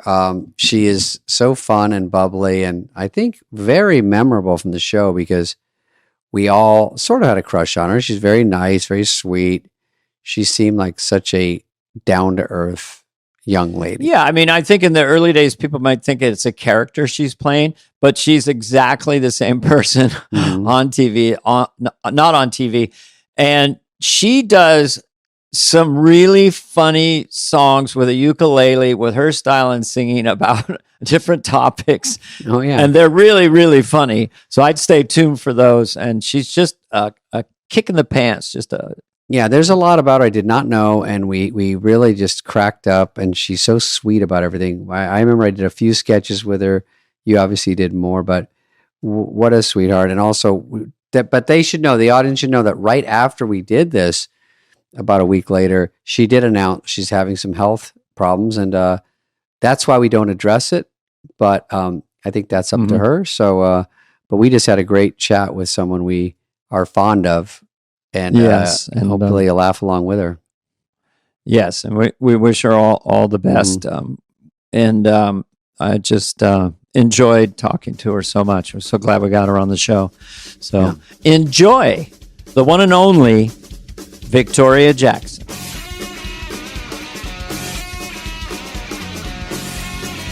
Don't mind my scruff. Don't mind my age. Age, you don't you have a look the line in your same. face. I don't know what I want to meet your dermatologist. I have a ring light and I have a filter. And Oh, you have a filter too. Oh, you look great. I couldn't afford a filter. This is raw.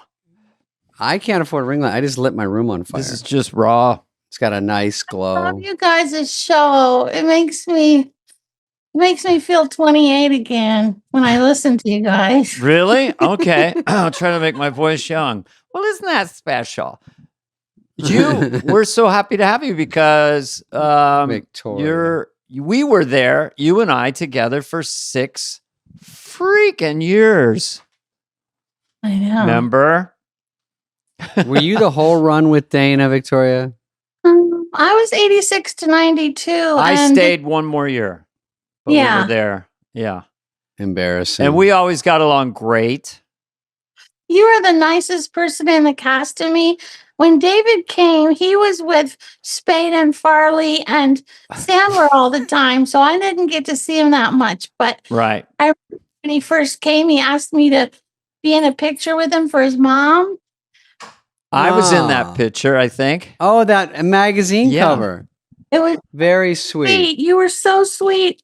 How much you loved your mom. I love to watch your show. It's so fun. I mean, listen, I never see people on it though. I just hear them. Well, we have a second podcast we called it Superfly. Sadly. That comes out on Fridays on YouTube.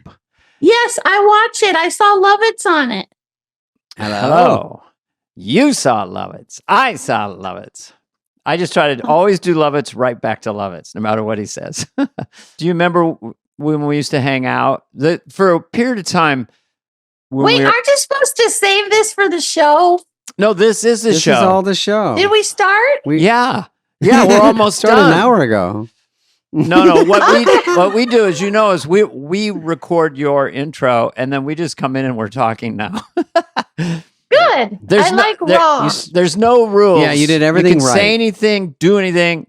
I don't know if we'll She's got a be able to hear guitar. it. It's a ukulele, right?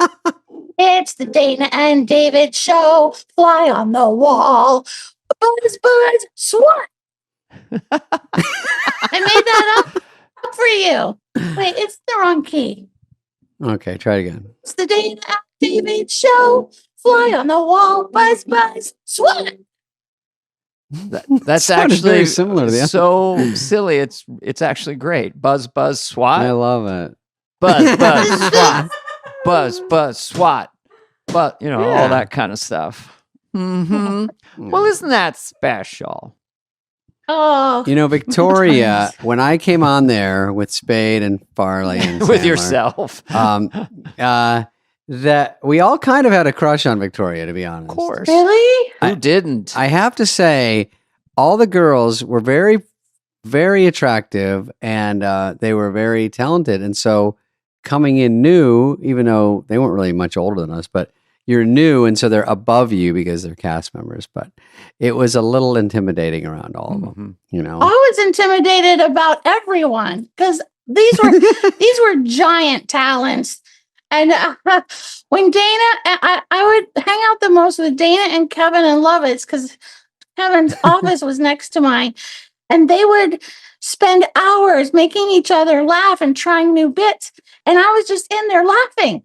I couldn't come up with one add-on. What do you call it? What do you call it when the add-ons? Tagline. Tag. Yeah. Tag. I couldn't come up with one tag. And they would be inventing Hans and Franz. And I'd be like, oh, yeah. I couldn't. I had no idea how to make up a character. And the weirdest thing is, I haven't been on the show for 30 plus years, and I'm still trying to figure out how to do a character and make one up. And I even enrolled in an improv class at my church Recently. Oh, really? a month ago. Oh, good for you. Because he's teaching improv and he's really good at it. And the only thing I've come up with in 30 years is Harriet. I'm Harriet. I'm a blue-blooded liberal from my head to my toes. Obama, I love him. Why? Cute baby pictures, herbal garden, free condoms. You're never too young or too old. I'm a good person. I I got a new washer dryer. I took empty cardboard boxes down to the end of the street. I created a neighborhood. I'm a community organizer.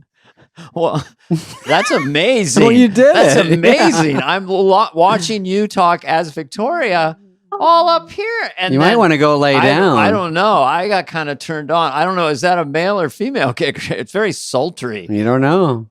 Yeah. Well, that's all I've come up with in 30 years. And I actually stole it from my friend, Fran, who was making fun of her ex-husband's new wife. And I said, can I buy that from you? Because I haven't, and I gave her $50. It's a funny character and a That's funny about- take. That's a good fair On price. SNL, though, didn't you update once you kind of took off like Yeah. a fake wig and then you had a brown yeah, wig yeah. and you did Yeah. sort of, this is the real me or whatever. That was- Yes, that was the same low voice, but not as low as I just did. But that was because, I was getting tired of being typecast as the ditz, even though that's the strongest. I'm good at that, Yeah. Yeah. And so and also Jan and Nora were always being mean to me. And I thought, and I kind of smushed it all together. And I was like, I felt like people wanted that. They wanted to see the real me. I was like, okay, shut up, Dennis. I was like, I could be like that if you want me to be. I'm trying to be a nice person, but Christ, she turned on me like a rabid Wolverine. hey, that was perfect. Okay, yeah, Miss Vic coming on with the heavy duty artillery tonight, huh? Okay, what do we got? Some kind of high pitched character was going to do a handstand on the desk tonight. Is that our move? Oh, I can't do them anymore. I did my last handstand stuck it at age 60. Stuck it. You're Whoa. 60? You don't look 60. No, I'm 65. What? I Holy just shit. enrolled in Medicare. And I had to listen to all these boring conversations about supplements and Plan A and Plan B. I'm like, I just would rather die than listen to you one more second. Oh my God. So you were on the first. I just want to give people a little bit of background. I think one thing that's Yes. very quirky is that you befriended, for people of our age group, Johnny Crawford of Rifleman. He played the son of the rifleman who had this rifle. Everyone else was using a 6-gun, so they'd pull it out of the holster, take him like 10 seconds. He would just point the rifle and kill people. Yeah. But then I used to do Johnny Crawford in my stand-up act when I was in college. What? Because he always said, Really? Pa, how come I sound like dinosaur? Pa, you ain't going to get This is scalped early today, stand-up, are you? but explain your friendship with Johnny Crawford and how he helped you in your career back in the 80s. I'm trying to get rid of my ring light so I look naturally dewy. Naturally, You look dewy. really good, honestly. You Well, look great. Yeah. Molly Shannon did all the characters that I wish I would have thought of. Superstar, and I'm 50 years old.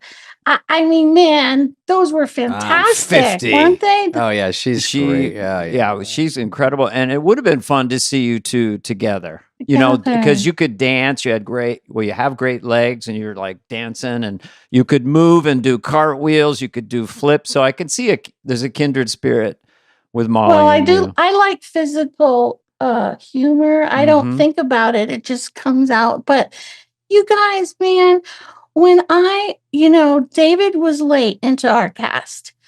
Yeah. But man, I was so spoiled, laughing all day for 6 years in a room with Dana and Kevin and Lovitz, that when I went into the real world, it was so depressing.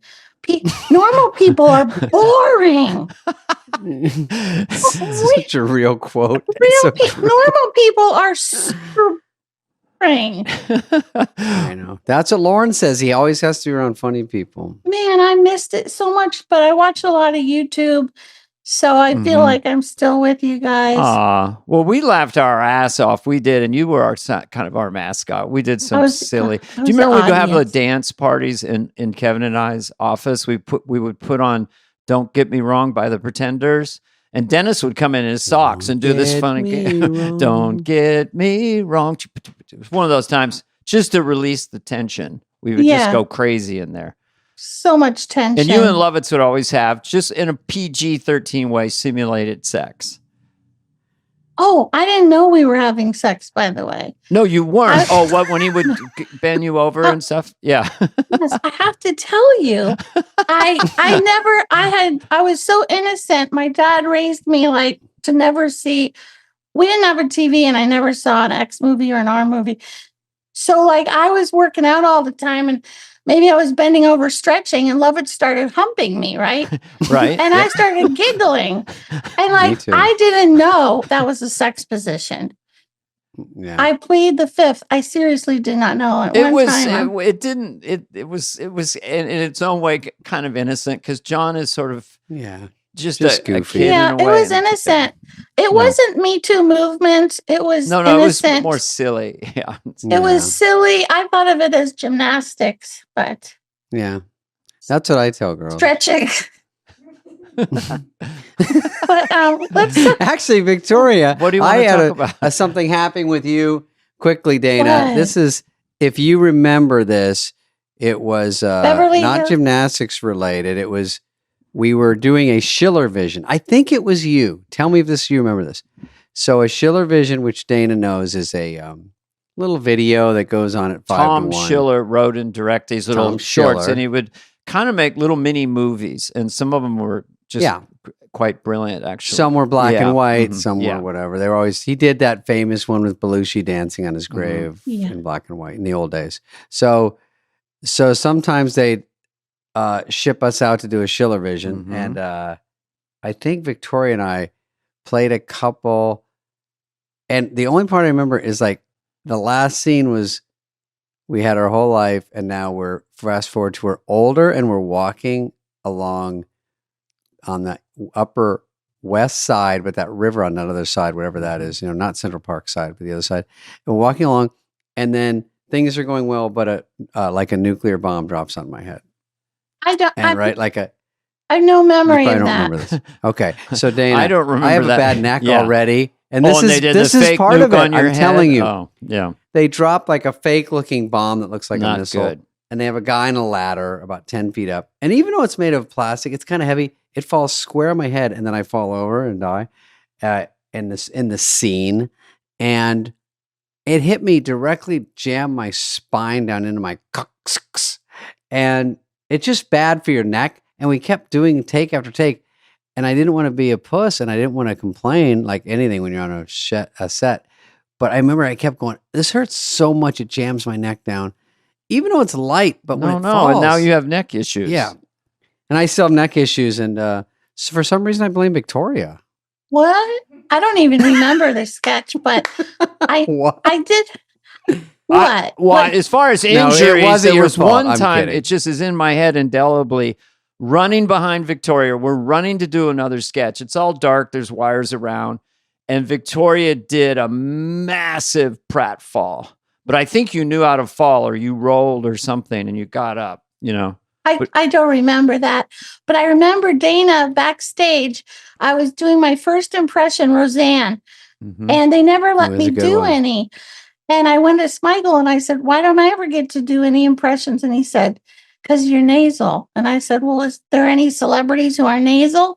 And he goes, Roseanne. And I go, yeah, couldn't she kind of talk like that and everything? And he goes, yeah. And so he wrote me my first impression, and I had a fat suit on and a wig. And I said, Dana, I'm so nervous. What if I slip into Vicky in the middle of it? What if I slip into myself? And Dana goes, cop an attitude. And I was like, I still don't exactly know what that means, but it was the sweetest thing. It was like we were on a football team together, and our whole lives depended on it. And he was like my cheerleader. He was like, Dana was so kind to everybody. Yeah. But, I think I got mean later. I think it's just fake it till you make it. Go out. I got this. Just fake confidence and go out strutting. I'm Roseanne freaking Barr right now. Yeah. Yeah, just reverse the fear. Oh, that's. into. And plus, the best guy you're asking, and he's right there helping you, and he's so good at it. I remember I put a poster. What? Go ahead. You nailed it, though. I remember you going out there, and I remember you were great. you did great. Oh, thank you. And then they let me do it a couple more times. They let me do it with Roseanne. I was with Chris Farley and Tom Arnold and Roseanne. Yes. And then I got to be Zsa Zsa, darling, I love the world. And then I got to do other things. But man, it was so exciting and scary. And we always thought we were getting fired. But I didn't know Dana was afraid because he was the star, before. And then when I found out Dana was nervous too, I was like, I never knew he was worried about getting fired. Well, I was lucky because accidentally I got the church lady. And if I'm not mistaken, I did it on the first show. And were you my first guest? Yes, I was Jenny, the church girl. Yes. And so you came out and you were perfect in that. And you did this whole lament of, church lady, I go to pray and I do this. And all of it was beautifully done, totally sincere. Now, I was incredibly nervous. This is our first show. Yeah. But you said this whole setup and I pray every night to Jesus, whatever. And then isn't that special? And got a huge laugh. And that relaxed me. But that was you.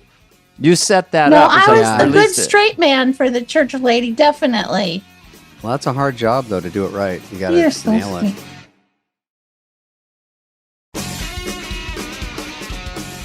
There's so many tales we could tell. Where do we start? I think it's great that Smigel, when you win over Smigel that's really hard. I used to try to talk Smigel into doing stuff, and he's so busy and everybody wants him to write. He's very tough to get on your team.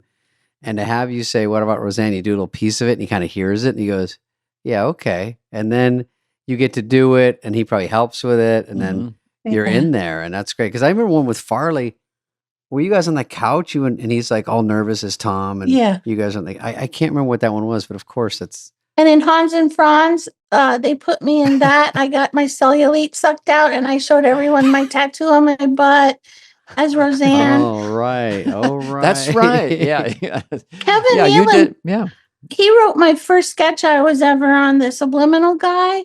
I was the secretary. Oh, we were so nervous. And hey, we got to talk about Alec Baldwin. Because he was on Fly on the Wall and he said my breasts looked like garbage cans. Wait. You remember? Yeah, what? Yeah, what did he mean by that? Yeah, that's what I want to know. I think he meant big boobs, and but not garbage can. I don't know.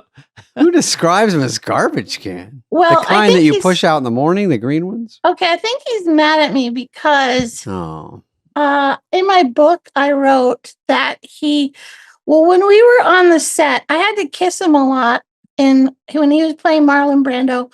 And I was the 50s girl in a tight sweater on the back of it. And we had to kiss. Then we had to kiss in that other scene where Alec kissed everyone, even the dog, remember? Oh, that's Green Hilly. Yeah, I was the French maid. So we were doing a lot of kissing that week. And Dana says that I had a crush on him, but I don't remember it that way. Well, what I remember you saying, because it was so specific, was that the second time he came in, you just sort of, it was a non sequitur. I'm not going to do it. I'm not going to do it this week. And I said, what? And he goes, I'm not going to fall in love with him. But you didn't mean really in love with him. But, he has piercing blue eyes. Yeah. And so that by Friday you'd rehearsed or probably rehearsed the kiss and didn't make it, fell in love with him again. What was with all the kisses though? What, did you not like him or something? Is that what happened? Well, I sort of liked it because my fire eater husband at the time wasn't kissing me or hugging me. And I was desperately, desperate for some remember the fire eater. Physical affection. And I did enjoy all the kissing. But what do you want to stuff fire in your mouth were again? You talking about Nissan for a second? Yeah. When my headphones popped out? Oh, yeah. So he was a fire eater. Yeah, my husband, the fire eater. And there wasn't much call for that. So he worked about once a year. And he made about $100 a year. Things slowed down. I saw... Yeah, this is my little joke in my act. I go, he made about $100 a year. I saw his income tax return. most of it he spent on supplies, disposable Bic lighters, fire retardant hairspray, cigarettes. When we got divorced, I got half of his stuff. I got a Bic lighter. I keep it as a memento. But no, he had That some. doesn't seem like a very good settlement of a divorce. A Bic lighter. And 2 sucrets. He got a lot of money. Oh, I Yeah. know, but Yeah. you and I got pay you in Scarlett. flames. I got Scarlett, and she's 38 now. Oh Aw. my gosh. She's pregnant with her third child, my grandchild. Who's the and- father? Hello. I love it. Hello. Speaking of the fire eater, Dana was at Yeah. my house for my birthday in Laurel Canyon one year. Yeah. Yes. Mhm. I And, like that little house. It was cool. Oh, it was so cute. And it was 150,000 in 1984 when I got it. Nice. And now it's over Jeez. $1 million. You know, It's- easily. It's I like know. it's like 2 rooms. But anyway, it's on the hill and it's so charming. And you have to walk 50 steps up to the front door and there's deer and everything. And it's so wonderful. Mhm. But so I never associated with famous people because they make me nervous, right? Mhm. And I tried to be friends with an actress once. I won't say the name. And I invited her over and stuff, but Say it. she took her shirt off in front of my husband, Nissan. What? And so I never asked her back after that. I said, "Why are you taking your shirt off?" She said, "Oh, I have it on backwards." And and so I was like, no wonder why I don't hang out with famous people. Exactly. And you said to your husband, is that a can of Wizard in your pocket or what's going on? Exactly. She- So Okay. So I'm then- just going through my head. So I can't believe Leah Thompson would do that. Yeah, I can't believe Dana, Victoria I Principal. didn't say any names. Well, I'm just Was making that up He's because guessing. I'm guessing because you were in casual sex together, which She was does have was a it- great body, I must say. She's great. But anyway, she's very talented. She was in a movie once with a French accent. I forget the name of it. She is great. She nailed Yeah. it. So anyway, what I was saying was, I was having this birthday party, and I was like, Vicky, come on, invite your cast members. They're not Yeah. monsters. They're human beings, And so I invited Dana and Dennis and Phil and Bryn. Mhm. And Milt Larson was there, who owned the Magic Castle. And he gave me my big break to do stand-up at the Variety Arts Center where I got discovered for Johnny Carson. So he was there. And Robert Downey came because I had just done the pickup Ooh. artist with him where I had to kiss him a lot. And Mm. it was so funny. He came with a guy. They came in the front door. They slowly walked through my whole house. I'm like, do you want a drink? Do you want a drink? Do you want anything to eat?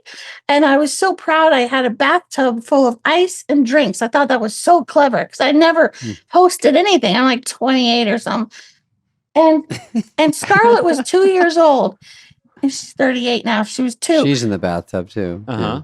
No.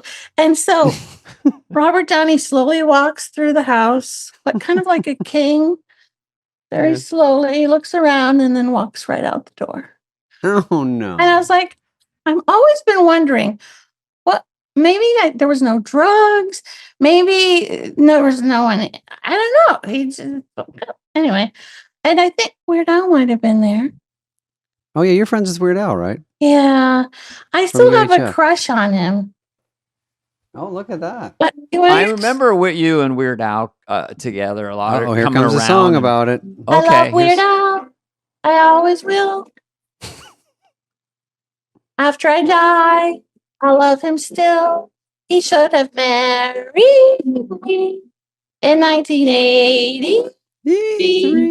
But what did we know? What did we know? I love Weird Al. I always will. After I die, I love him still. How do you like that? You should have put in the. You should. I put, like your I fell songs. for fire instead. There's a purity to that. You know, Yes. there's a simplicity to that kind of, it has a charm. Your Stana? stuff's all charming. Well, That threw me back to Weekend Update. yeah. Oh, I got to show you my handstand in Paris. My last Okay. handstand was 2 years ago in front of the Eiffel Tower. I got to find it. But anyway, okay, so here's back to my story. Dana and Yes. Paula are at my birthday party. Yes. I'm nervous. I'm trying to be friends with my famous coworkers who intimidate me. Can you Who you're imagine? already friends with. Guys are so freaking talented. Like right now, I'm going to have to calm down the rest of the day from like being with you. Well, we consider you a peer. Yes, we're all in the Oh. same You were boat. you're on Saturday Night No. Live, and you were I'm not funny. worthy. I'm not And you worthy. took the picture from my mom's magazine, which is very sweet of you. That was It's up in her house still today. I still can't believe that your mother left you in a desert with guns for 8 hours while she drove away. Oh, you Like- No one have been can. listening. I Yeah. listen, man. Yeah. Mhm.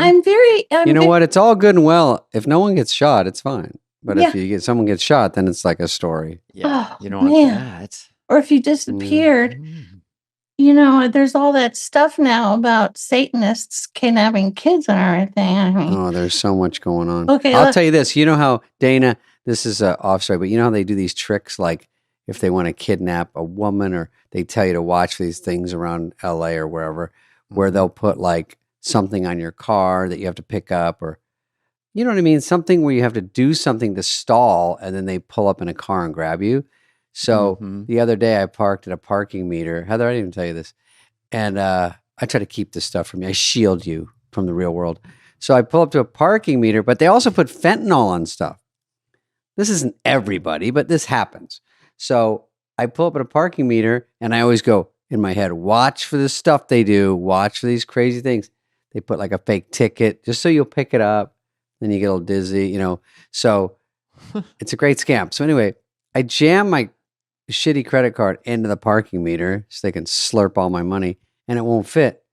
So I look under. There's already one in there. So somebody lost their credit card. So I took it out. I put mine in, and then I saw a parking guy, and I said, "Dude, do you ever have this happen? They leave their credit card in there, and do you want it?" And he goes, "That's your problem." And I go, "All right." So it's going to be Heather's problem in a minute. So I throw out my car, and I'll try to get it back to the person. And then I thought, what if that was one of those tricks and I just fell for it? I grabbed it. It could have been covered in fentanyl. yeah. What was the name on the card? Dan Garney, is that your stage name? I was in West Hollywood, and I lost I my was- card you know in a what? meter, so. You know what? That was mine. Was it But a Discovery back card? to Yeah. Victoria's story. What do you want to No. tell us? Well, I thought it was interesting because while we were having my birthday party, All a right. young, good-looking 17-year-old comes to the front door, and he goes, Ooh. "Is Nissan here?" And I go, "Who are you?" And he goes, "Can I talk to Nissan?" And I go, "Who are you?" "I'm his son." And I go, "What?" Aw. And so I go get Nissan, and there's a blonde woman in the driveway 50 steps down. And they talked for a while. And after the birthday party, Dana was there. I was go, there. yeah. Paula. I go, who is who? And Paula, who I adore. I adore Paula. Paula, I She- adore you. Everyone loves Paula Paula. always adored you. See, I curl my hair to look like Paula because hers is naturally curly. Mine isn't. Yeah. It's too curly for her. So you find out that your The husband kid's has 50 a steps down. son who's 17. You didn't know. And Paula has a perfect body and perfect hair and a perfect face, and she's the sweetest person. Okay, so anyway, so It's true. so when everyone left, I go, "Nissan, is that your son?" And he goes, "Oh, that lady slept with everybody when in Baltimore. She slept with all my brothers. It's not my son." So after we got divorced, Wow. the reason why they looked us up was because they thought I was on TV and I was making money. Rich, yeah. And they're like, "Oh, we'll prove it that it's his son." So after we got divorced, Nissan took a DNA test and it was his son. Oh boy. And the funny thing is, he looks just like Scarlett because it's Nissan's genes Mhm. and a blonde wife. And Right. Scarlett and Christopher look like brother and sister. Christopher turned out to be a famous artist. He's a really good artist. His name is Christopher Mir, MIR.com. Mhm. Okay. And it's just kind of interesting how you know, how life is. It's like, Mhm. you know, Nissan was 10 years older than me. And, you know, I was like a Baptist virgin when I met him. And then, like, when you look back at your life, you're like, yeah. And then I remember I found letters in the closet with a baby picture. Nissan had left the baby to go to LA to be a rock star. And there was letters saying, you were right to leave Baltimore, you know. Anyway, I'm learning new things about my husbands every day. Are you still married? I'm married to Paul, the SWAT guy, helicopter police pilot. Yeah. Mhm. Oh, We've been okay. married 30 years. Yeah, I think I was. remember Paul, of course. Yeah. Yeah. When he came to the show for his first time to see me at SNL, because we were starting to long distance date, it happened to be the night he shot and killed the first man of his career. And I just go, maybe he was anxious to see me or something. That's my little joke. Because I'm just processing that. Yeah. Okay. yeah. So picture this. He comes to the set at 8H and he had stayed up all night, filled out paperwork, gotten counseling, because that's what happens if you kill someone. Yeah. And he comes to the stage and I'm getting out of an alien spaceship with eyeballs on my nipples because we're doing a sketch about a planet where women's eyes have mutated to their nipples because men stared at women's chests for so long. and Jack Kirsty, Handy or Was Deion Sanders in it? No, that was a different one. okay, go I ahead. don't know. Sorry. Kirstie Alley was our leader. And Paul comes up, you know, and I go, Paul, this must be so surreal for you to kill someone and stay up all night and see me getting out of a spaceship. And he goes, yes, it is. Because that's how he talks. And I thought, man, our worlds are completely opposite. Then I took him upstairs and I introduced him to the cast. I said, hey, everybody, this is my boyfriend, the cop. And Mike Myers goes, hey, you got any war stories? COVID.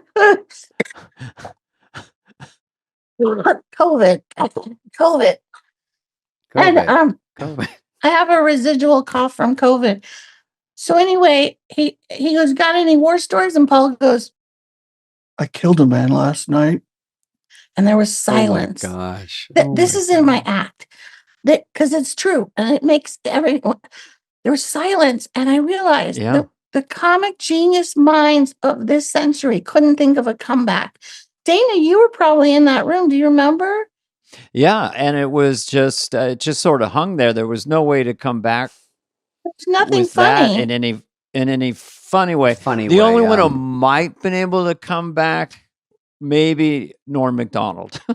You know, there's certain comedians are, you know. Oh yeah. But I just thought Paul was just very sincere, so I didn't want to undercut. Yeah. Well, him at that he moment. didn't feel bad about it because the guy was shooting at his wife because she wouldn't wife swap anymore. And the tale guy, as old as time. So she called the SWAT team. They came.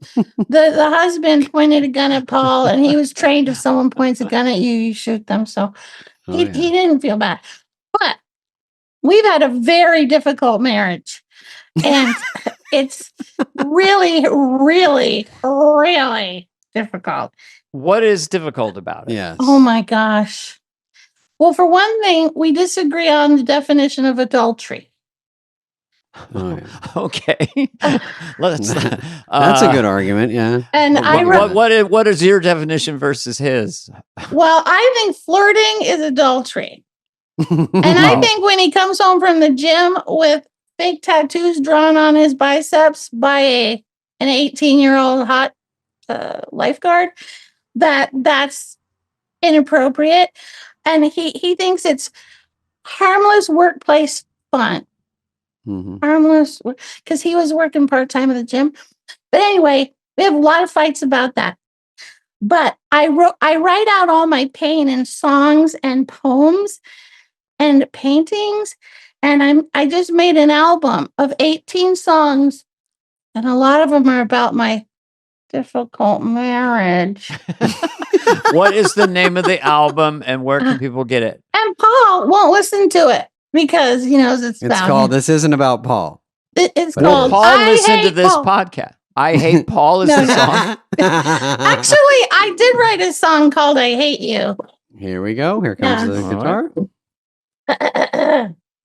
Everybody quiet. Sometimes I fantasize we never met, we never got together, never got reconnected. And although I tell my friends that this will never work and that I despise you and that you're a jerk, I would never say I hate you. All right, so there's that one. But That's a good anyway, one. Another winner. I well, like it. these are I love better. it. This Okay. is called When So I Get. what's it called? Okay, When so- I Get Home? What? No, When I Get to Nashville. When I Get to Nashville, Victoria And Jackson. see, this is my handstand in front of the. Oh, That's a- Oh, sweet. That's a famous statue in Nashville. You know, the naked statue, mm-hmm. and on Music Row. You And had clothes on though. well, I do, but they don't. But Okay. like, there's songs like "How Do You Undo? How Do You Undo? I Do. Oh yeah. How do you undo? I Clever. Yes, but China Phillips thought of that line. And I'm in China Phillips' Bible study Shout out. group. Okay. that's Is it nice. online, or does she live in Nashville too? No, No. China Phillips lives in, right now, She? she lives in the Hollywood Hills. And, Okay. you know, Billy Baldwin's her husband. Yes. And Mm-hmm. China is on fire for Jesus. And I'm a Christian. And I was watching her YouTube called California Preachin' because her parents wrote the song California Dreamin'. Mhm. Remember the Mamas, and the Yeah. Papas. Great. Yeah. Of course. Incredible That's song. her parents. And like, She's a good singer too. oh yeah, Wilson Phillips, China. Yeah. Yeah. And they had that hit, Hold On for One More Day. And Oh yeah, China Phillips. Like, Hold I would, on now.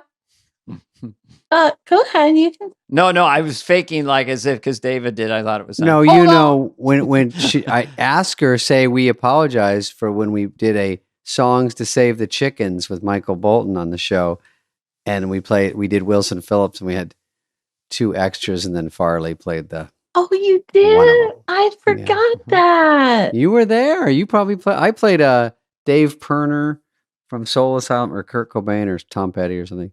But I remember that. Tom sketch. Petty. I played Dylan, right? Was that the one Was the that Turners? in that we're all standing and Michael Bolton sings? Instead of We Are the World, we were doing We Are the Chickens or something. Yeah, Yeah, I think yeah. I played Dylan and Victoria played Roseanne Barr. I was Cyndi Lauper when we did the We Oh. Are the World thing. Oh, you Cyndi Oh. Lauper. Yeah. And they How put did you? they put a thing in my neck so that when I sang the big note, blood would squirt out. And it worked, but you couldn't see the blood because I was wearing red plaid. No. Yeah, you couldn't see blood was squirting out of my neck. Oh my That God. was an unforced error by the wardrobe Yeah, people. that's usually That- doesn't happen. A matching blood shirt versus Yeah. comedy blood squirt.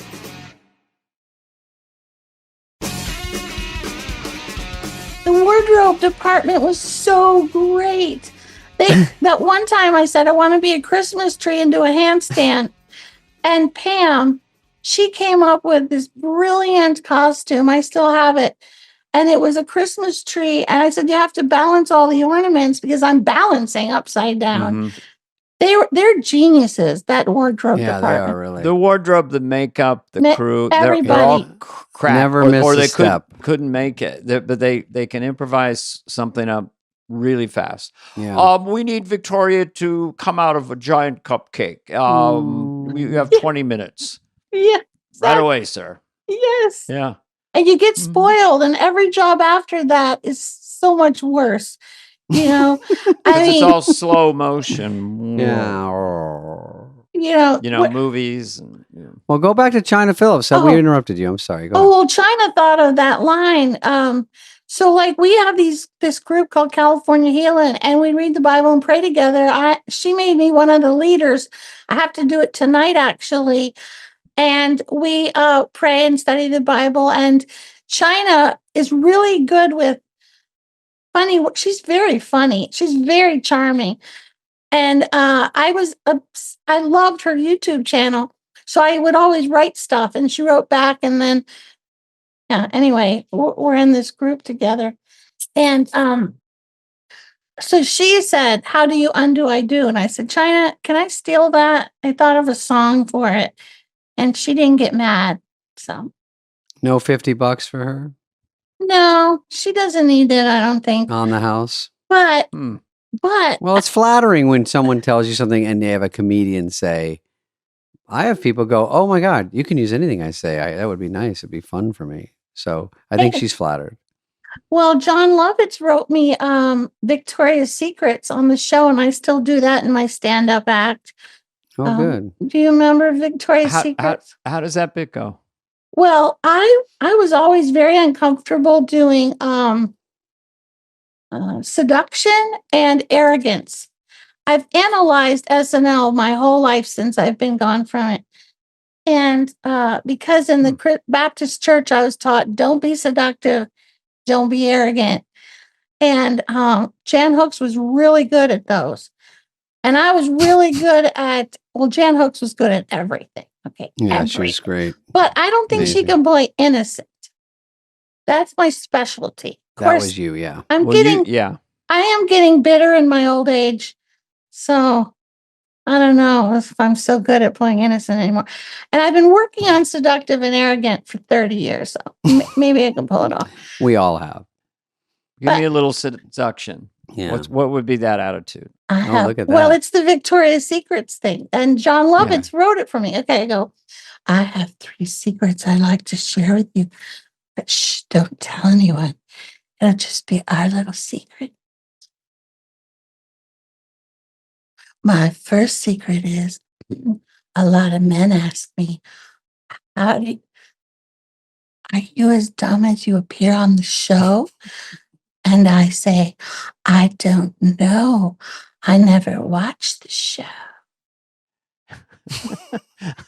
My second secret, can you hear me? I'm talking quiet. Yes, we're giving you No, we some can room. hear you. We're just making sure. Okay. We can hear. My second secret is a lot of men ask me, how do you like it? And I say, like what? And they say, your sex. And I say, you mean my sex like being a woman or like having it? And they say, the second one. And I say, I forgot which one was the second one. And they say, Victoria, stop doing that stupid character. And I say, I'm not doing a character. And they get mad and walk away. My third secret, anyway, there's more. No? Was there, how many other? 100? The next one That's is good. Now let's see arrogance. Yeah, what do you got? Oh, arrogance. Ooh, arrogance. Ooh. Ooh, that's hard. Your hair looks good. It's I got curly. a cop and attitude. Well, I curled it for you to look like Paula. I am. Oh, Paula's going to be so happy. Paul listens to all these, and she'll be so happy to know you were giving her all these compliments. Yes, I love her so much. she's adorable. She is. I'd Victoria, like to. what is that album called? Because we want to give you a plug Oh, on that. it's nobody buys CDs anymore, so I just did it for me. It's on streaming on Amazon. It's called When I Get to Nashville. And then there's some stand-up at the end, and one song is Like a Dog. When I get to Nashville, I'm gonna knock them dead. I'm still trying to get to sing at the Grand Ole Opry, and they're not having me. I don't know why. Well, wait till this comes out and people start slurping that up off of Amazon. Mm-hmm. Yeah. Okay, arrogance. I am the best. No, I can't. Give me some lines. Give me some lines. It's funny. You're so not arrogant, which is I just do it as a character. Let me tell you something. We could very easily come to your house, and flick you with our little finger, and you'd fly across the room and land in your own baby poop. That's coy arrogance. Because Franz arrogance. This is Hans was almost effeminate in his arrogance. Oh, I made up a poem once about an arrogant girl. Okay. It goes, my name's Lucy, and I'm rough and I'm tough. No one calls me sissy names or any of that stuff. No one walks to school with me because I am too cool. Everybody wants to, though. and they really wish they could. Wait, because I am too good. Everybody wants to, though, and they really wish they could. But they knew I would show them up because so I'm done. Next to all my looks and charm, they feel like a fool. No one invites me to parties because they know if they did, I'd win all the prizes because I'm the most talented kid. Being smart in every subject. Here's my philosophy. The whole world would be a much better place if this one thing could be that everyone was exactly like me. I've had enough of stupid people. They just get in the way. I'm content to be alone, and that's the way I'll stay. I've had enough of stupid humanity. I'll leave them on a shelf. The only thing I can't figure out how to do is enjoy kissing myself. Ooh, I like it. that last line was very Yeah, interesting. heavy. Can't kiss yourself. Nope. Mhm. Unless you have a mirror, Yeah. I guess you could. close as you can get. But- so, how much stand up do you do? Yeah. Well, I was doing it every week. You know, Kevin Nealon got me into stand up because when I got on Johnny Carson, I only had like 12 minutes. I had 6 good minutes, and then I had 4 minutes of B material. And I got on Johnny Carson in 83. And then he said that he wants you back. He gave me the okay thing. Yeah. He goes, but I go, I only have my B material. And Jim McCauley goes, okay, do that. And then he wants you at the panel. So I did that. And then the third time he goes, Johnny wants you back, but it has to be something really big. And I go, I had nothing. I had nothing else. Because I never like toured and then got SNL. I got SNL and then I toured to milk it so I can make money so I can send my kids to a Christian school. But anyway, so the third time I go, something really big. So I'm like, so I thought I'll do my balance beam routine from when I was a gymnast and I'll sing a song. No one's ever done gymnastics while singing. I did a handstand poetry. That was my first Carson, doing a poem upside down. But no one had ever mixed gymnastics on a balance beam with singing. So I made up this song called Angry Woman. And it was based on the fact that my coach in college never told me I made small college nationals because she didn't like me. And I found out years after, why weren't you at the small college nationals? I didn't know I made it. So I wrote this song. I am an angry woman. Yeah. I got a streak in my hair. Yeah. I like to air my dirty laundry. If you don't like me, honey, I don't care. I drink, I cuss, I smoke, I swear, I spit. It ain't my problem if you don't like it. I hate you, youngo, pinko, jerko. I need a little love. And then I would do my balance beam routine. Now that is on YouTube right now. Oh boy. Because Jim McCauley knew that someday I would want this on video. It was the hardest thing I ever did. 4-inch balance beam, live TV, Johnny Carson, not fall. Because it's funnier if I don't fall off the beam. If I act ditzy and I don't fall, it's way funnier. So I did it. Fall. I didn't fall. I almost fell, but I didn't fall. Did these hard tricks. I went to the gym for 3 months to learn some of the tricks back. I was 24, so I was way older than a peaking gymnast at 15 or whatever. And you guys, I'm talking too much. No, wait. What is this story? It's great. So Johnny likes it. How does it go? Johnny loved you. You were on there 20 times, right? Yes, he Something loved like it. that? What? But what was the point of my story? The story is your third one. You're supposed to do something big. You came with Kevin was going to help you. Kevin With stand up. This is how it started. Okay. So then I got SNL, which was, you know what it was because you were there. Now, and so now after SNL, and I lost all my money in the divorce, and I married a cop, got no money. So then I was trapped in the suburbs of Miami. I had no friends, no one spoke English, and nobody was making me laugh all day. But anyway, I loved raising my kids. But Kevin Nealon calls me one day. I'd just broken my wrist, I think. accidentally. And he Not on goes, purpose. it looked like it was on purpose because it was cut right on my wrist from dishwasher. Oh, I see. I took a wine glass out of the dishwasher and it sliced my wrist. And I was in the hospital in Miami going, I wasn't trying to commit suicide. I do hate being a housewife. I do hate Miami. Maybe it was subconscious. I don't know. But so anyway, Kevin Nealon calls me. He goes, hey, it was like 97. And he goes, would you open for me in Vegas? And I go, Kevin, I don't have a stand-up act. I have like 10 minutes.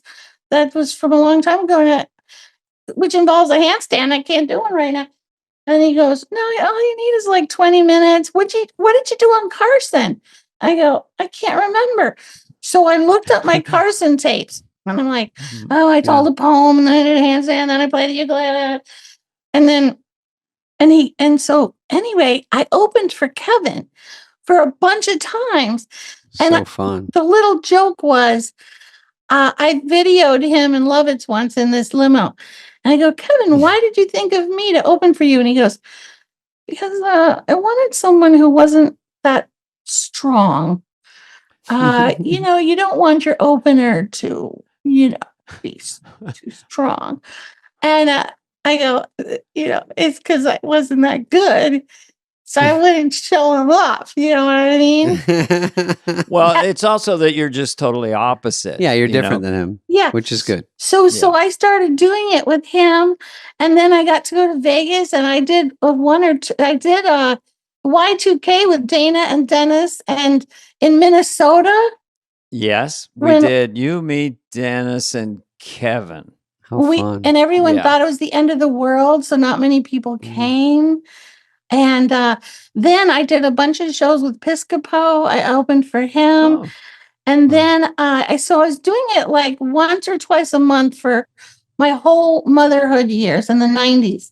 And then when the Tea Party started, and I was in this club, and I wrote this little song called "White Men Are Good." White men are good. My daddy was a white man. My brother is a white man. White men invented everything. White men invented the universities. White men invented the English language. White men invented airplanes. White men invented cars. White men and then that's a good resume. Yeah, so I sang that song. The audience was like, because it was the beginning of, not supposed to say that. Yeah, what do you call that when you're not allowed to say things? Censorship. What was before woke? It was way before woke. It was like politically correct. Yeah, it was 2010, and I thought comics were supposed to be brave and daring and break the rules. But oh no, don't say white men are good. White men were getting all bad rap all the time. I'm like, people.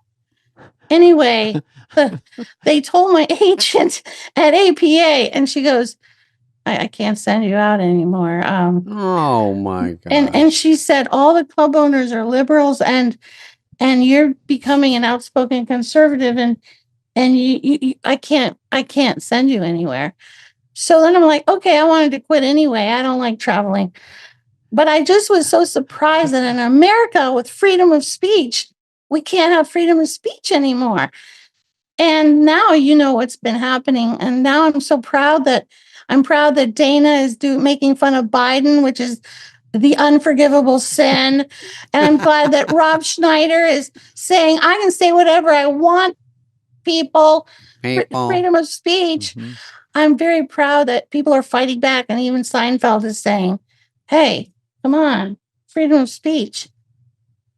Yeah, it is tough on comedy in general to be, tamped down a little bit. And you just want to say what or the thing that people want to say or the thing that people aren't saying or just try to break the rules. Like it used to be very like you have to be outrageous, and it's definitely toned it down a little bit, I have to say.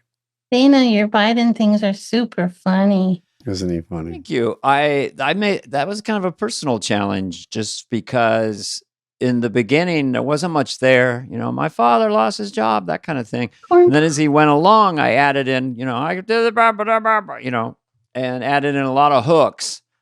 And I got it to the point where I thought it was really funny. And so I didn't really care if anyone had a problem with it. I just thought, we got to be able to do the president of the United States. Yeah. Hello. If we can't do the president, if it's a Republican or Democrat, it's our job Exactly. to kind of tug on the king's.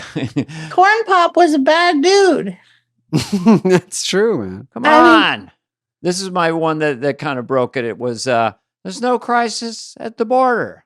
How do you know, sir? Because it says so on the piece of paper. Yes.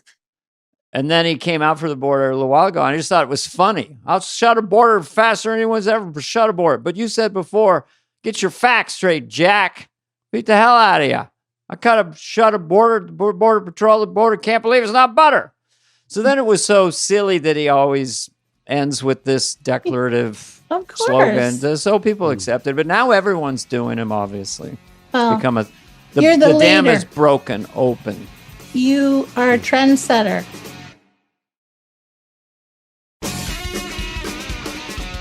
Victoria, before we let you go, I wanted to say I do remember you did a lot of Toonces, didn't you? Toonces, the Yes. driving cat. I was so happy because I didn't have any lines. And it was a hit sketch and I didn't have to do Huge. anything. Me and Dana were in a lot of Toonces. We were in a lot of Toonces, and there was one time, they got the cards, we're in the fake car, and this happens to all of us, but it was your line.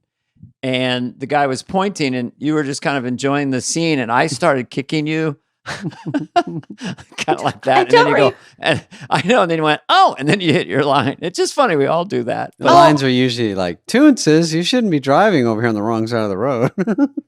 Yeah. And that was a great use of the character that you would play on the show often. The sincere, Very cute. sweet Yes. character. Toonces, don't do that, so.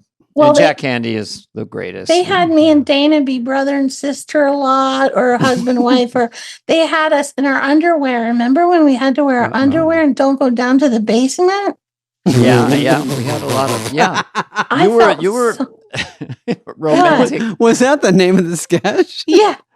Don't go down to the basement. And I felt so naked.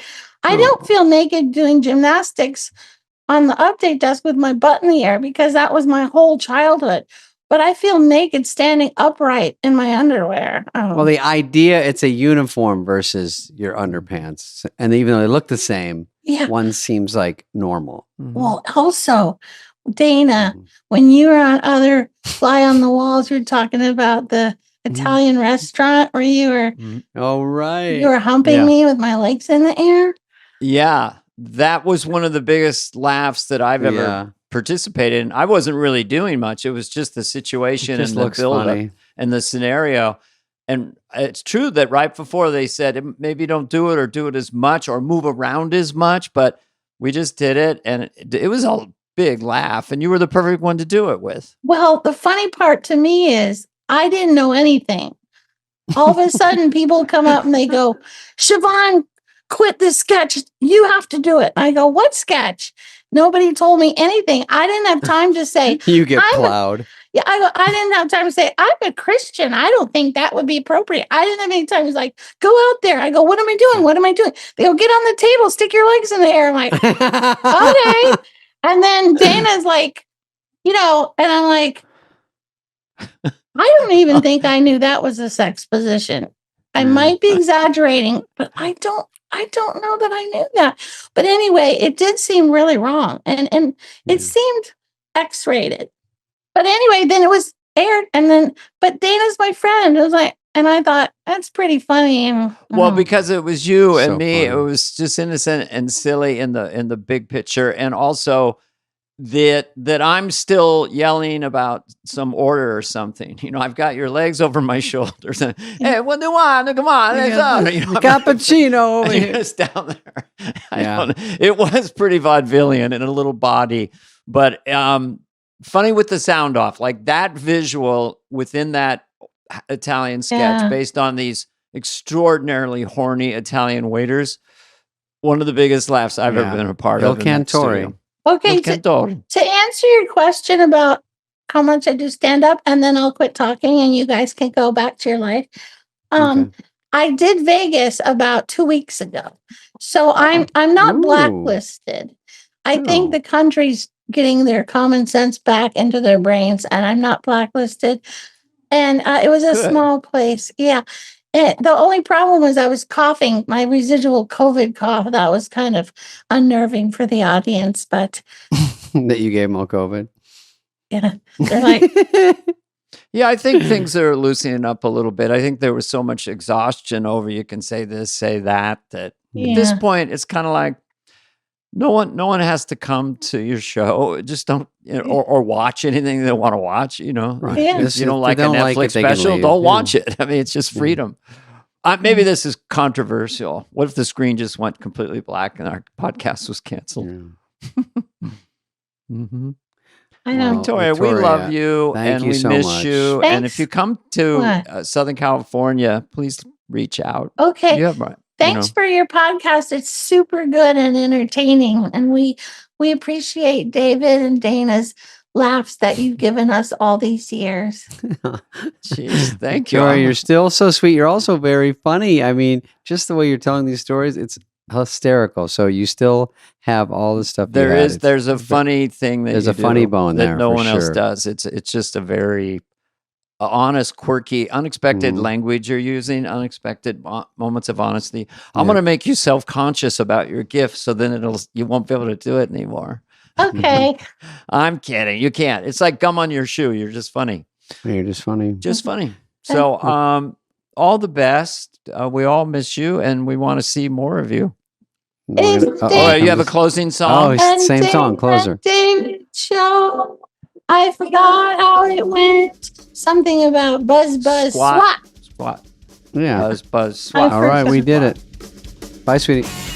This has been a presentation of Odyssey. Please follow, subscribe, leave a like, a review, all the stuff. Smash that button, whatever it is, wherever you get your podcasts. Fly on the Wall is executive produced by Dana Carvey and David Spade, Jenna Weiss Berman of Odyssey, and Heather Santoro. The show's lead producer is Greg Holtzman.